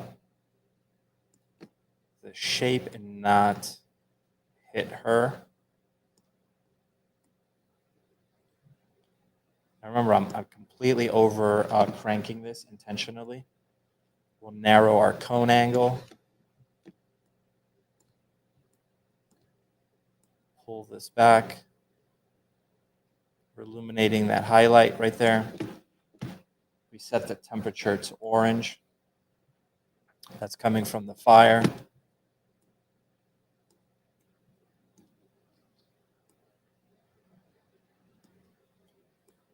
Angle it up a little bit. Drag it into our sequencer, convert it into a spawnable. That way,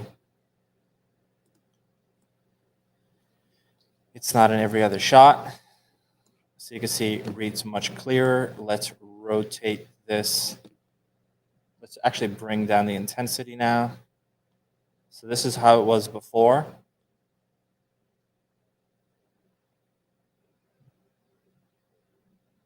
I just wanted enough that you could understand that shape. Without that, there's this muddy thing in the foreground or the midground that you don't understand. There you're like, oh, that's that sharp, that's the tusks. I got it. So there we go. So let's go into Maya real quick, see if it exported. It exported fine. Let's go into our alembic for the girls. Import. Generic a la walk, there it is. Import. It's going to take a moment.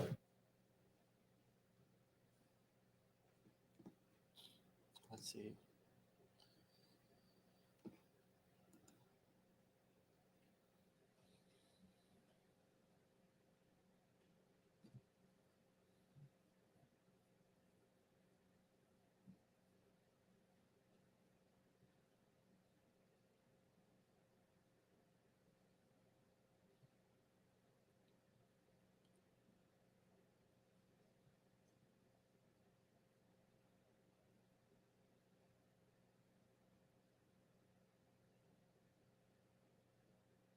It's going to take a second.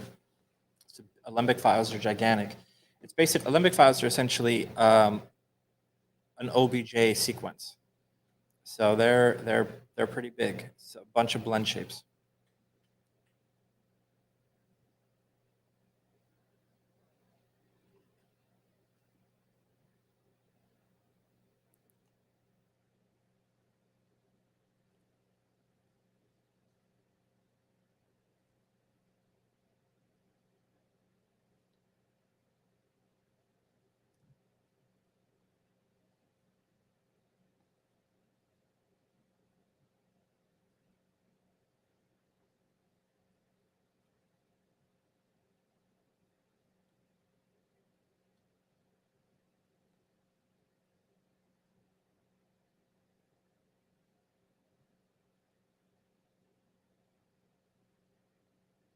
Takes a while.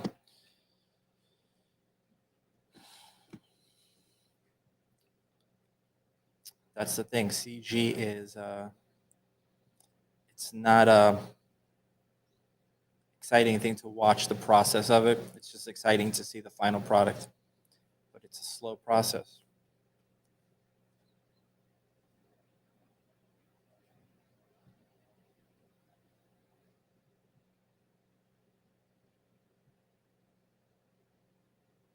So hopefully it comes in soon. So this, in the meantime, I'm going to just make sure this is all saved. So I'll just go to File, Save. Let that do that. This is still taking its sweet time.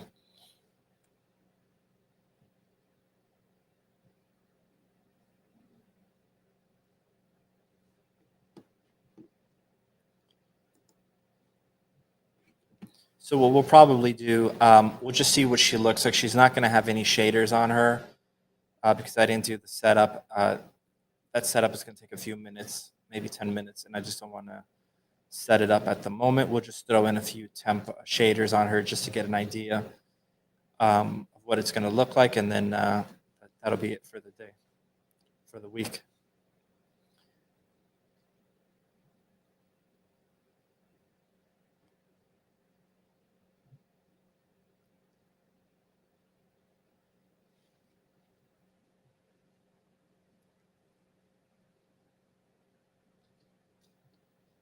There we go. So you see, it's a slow process, but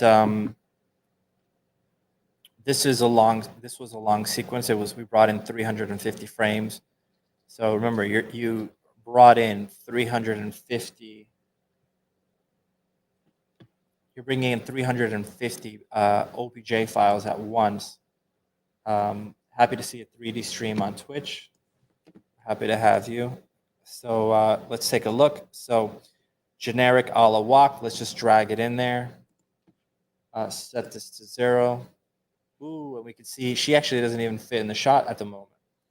So let's take a look. We have our focal length at 100. We might have to pull back a tiny bit. I'm going to set my camera speed to 1. And I might have to reframe this slightly. Look at that, the rivalry. Let's adjust the camera.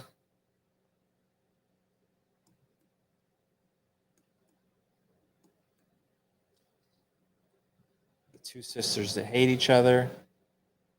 That looks pretty good right there. Let's set our keyframe. Come over here. Let's drag this into our sequencer. Let's go to frame 1, animation. Boom. She's now going to move.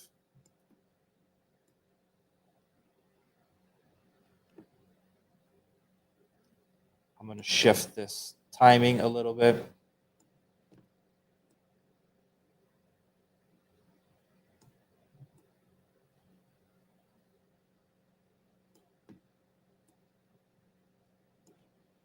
Let's grab that. Push it back. I want that eye sight to be right there. Boom. Bring her down just a smidge so she's touching the ground.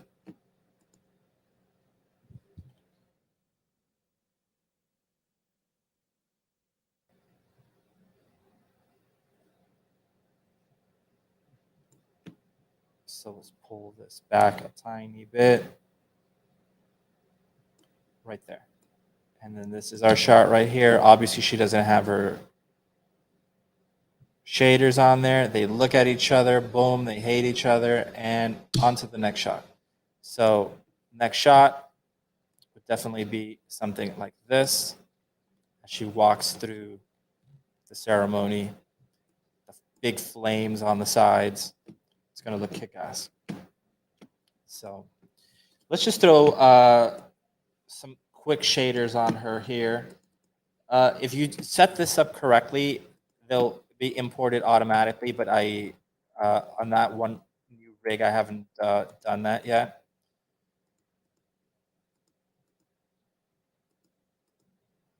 So, okay, so let's just do, so the clothing. So I'm just going to come over here to character.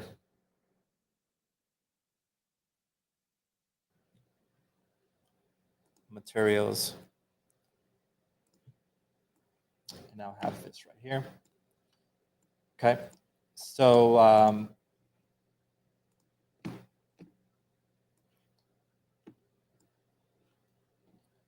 let's do that. So this is left eye.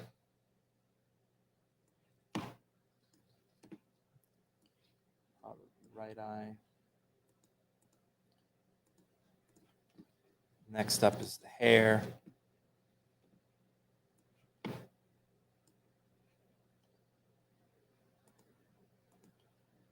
And next up is the body. And that's all I'll do for now. There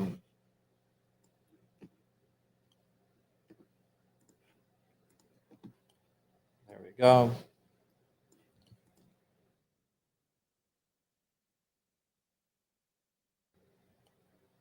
So let's just finish this real quick. Let's come over here.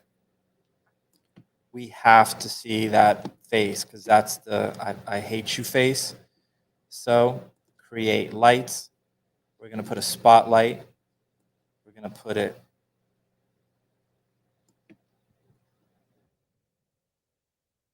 right on that spot right there.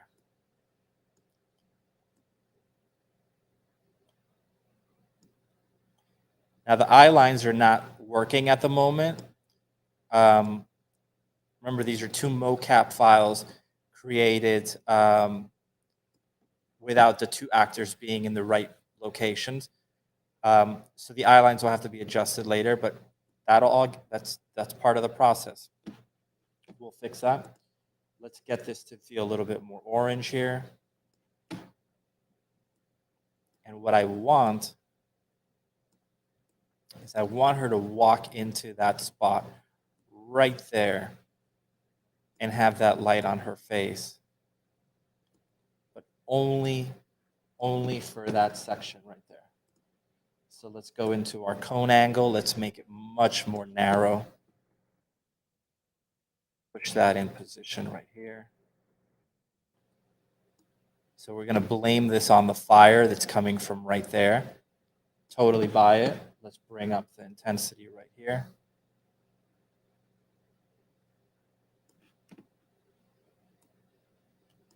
Okay, let's go to our light functions.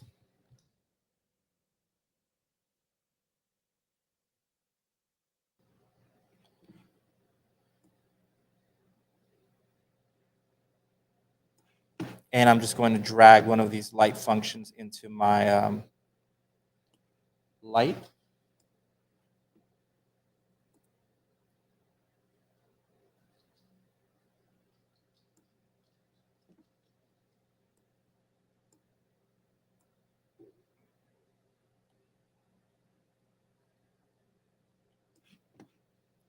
Okay.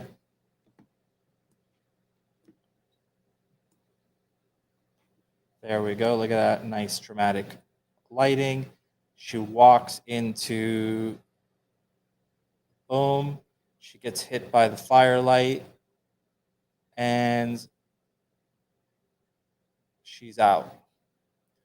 For that 1 second that they look at each other, they hate each other's guts. Okay. So let's rotate this slightly this way so she gets out of the shot faster. I'm going to make this more narrow.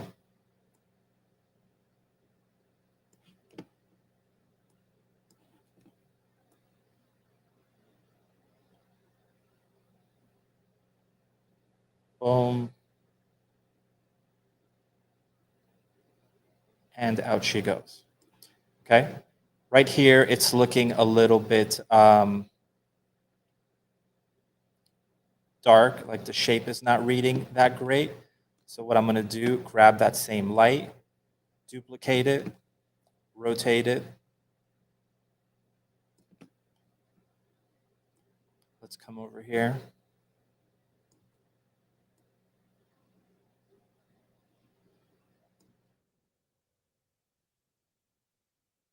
Pull this back.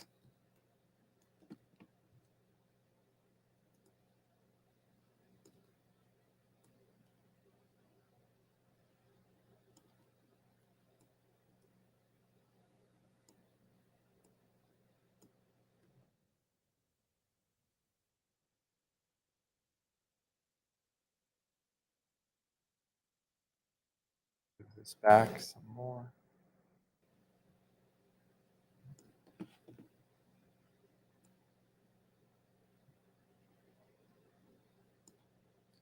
Let's take a look. Blue light.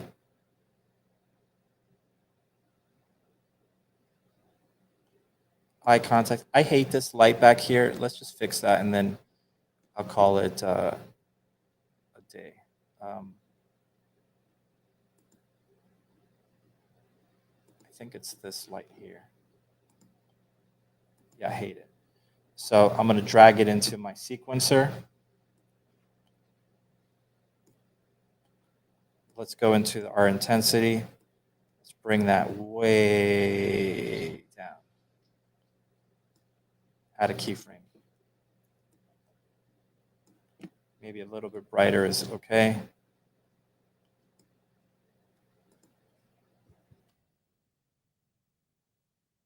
There we go. So, walks into frame. She sees her sister. You have that moment where you can see the look between the two of them. And she walks back. The shape reads clearly. Let's take a look at this.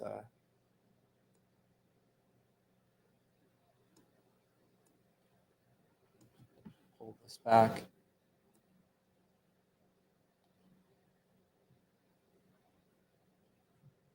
Okay. Now, from a camera point of view, let's come over here. Let's go to frame 1. We're going to add the transform. I guess we already have it there.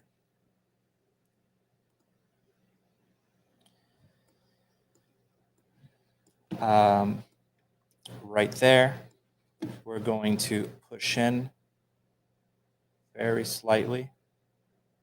You push in on any moment, and it means the intensity is coming up a little bit. So let's do that. Camera pushes in a little bit.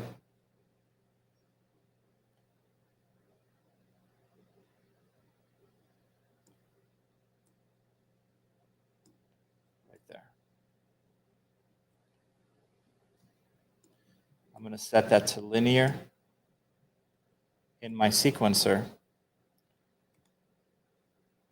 so that the movement has no easing in. It feels like it's being a dolly that's being pulled back in a very linear, even movement, not picking up speed and then slowing down speed. I don't like that. I want it to feel like someone is trying very hard to get the movement to be as linear and even as possible. There you go. Again, we're going to rotate the head so that the eye contact is perfect. Might shift her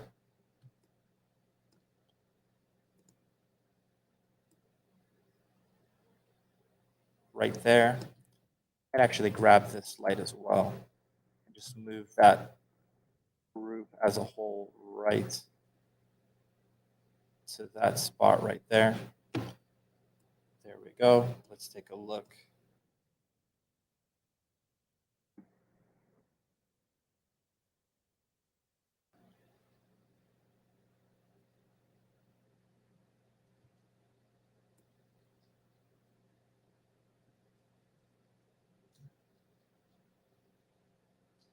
Okay, let's grab this light.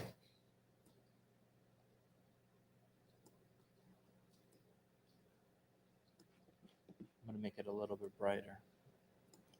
There we go.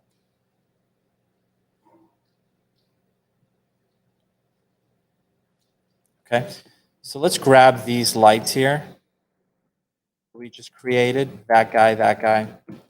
Make sure we throw them into our sequencer. Right-click, convert to spawnable. Okay, you always want to do that, or else every other shot, you're going to have those lights that have nothing to do with those shots popping up, and they're not going to look as good in those other shots. Let's go to frame 1, and under camera cuts, we'll put that as our shot, as our camera. We're just linking it. There you go.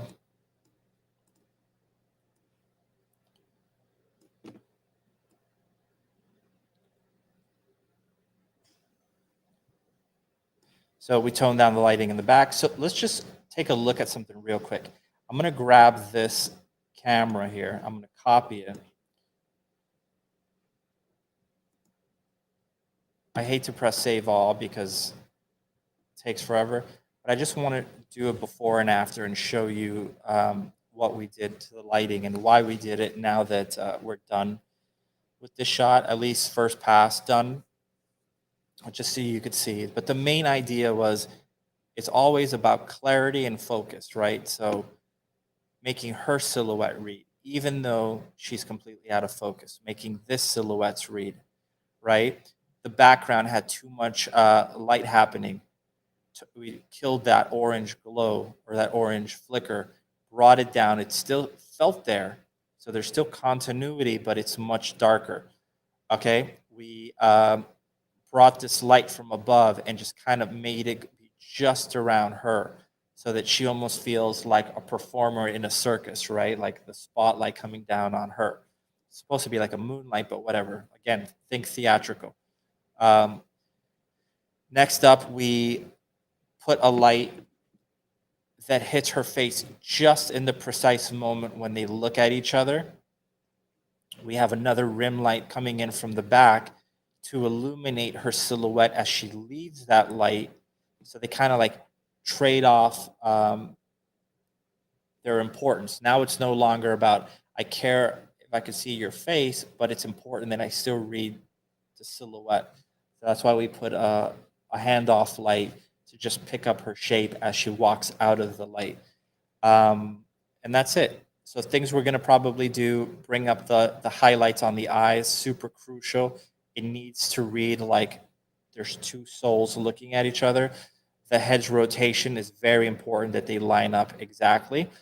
And just so you know, one of the things that I could do now is I do not have this camera in Maya. We basically adjusted the position, animated it, did all this stuff. And now if I were to tell the animator, hey, I need you to make it look like they have a perfect eye contact here. Well, he's not even going to know where the hell the camera is, he being myself most likely, right? So how would I do that? So if I come to my camera, I can't do it right now because it's still saving. If I right click on the camera in the sequencer, I could just go to export and export it from there and as an FBX and bring it back into Maya, and that should work. So let me see some of the comments here. Thank you a lot. I was looking to Unreal video and saw this final look is amazing.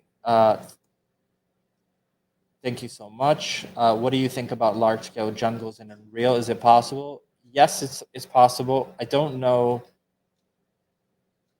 Anything is possible in Unreal. It's just whether the quality is going to be exactly what you want.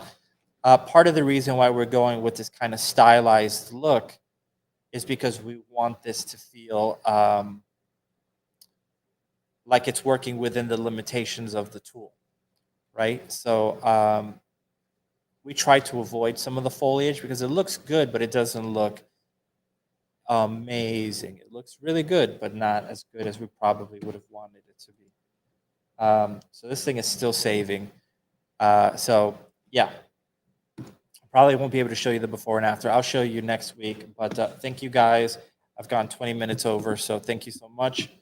And if there's any last questions, ask now. If not, I'm going to sign off.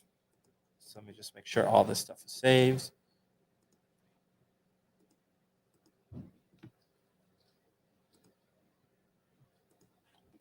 Okay.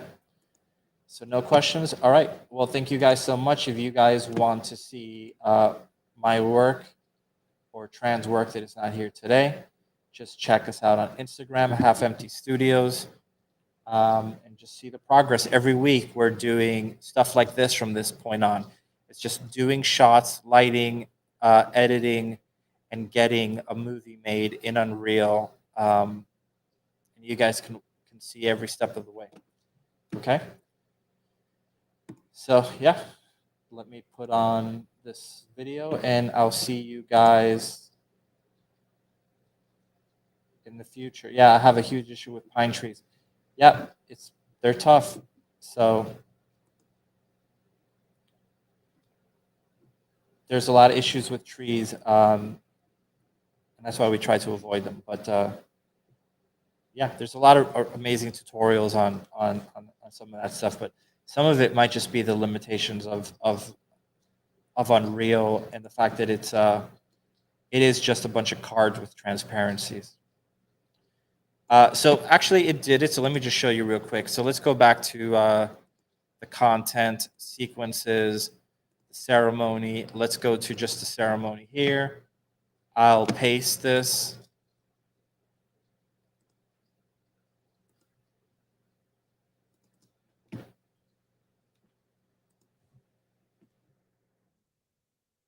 So let's look at our shot.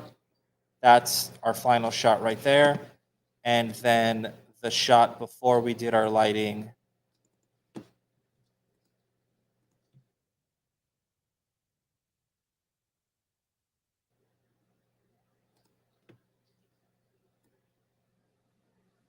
You can see very flat, very boring. There is certain things I do like. I think I might bring up this orange a little bit more.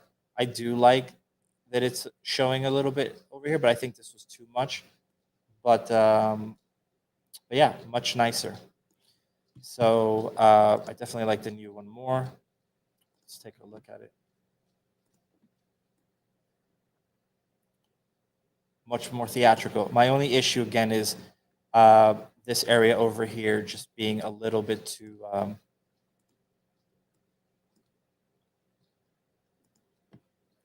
dark. Maybe we'll bring that up a tiny bit. And let's just do that real quick.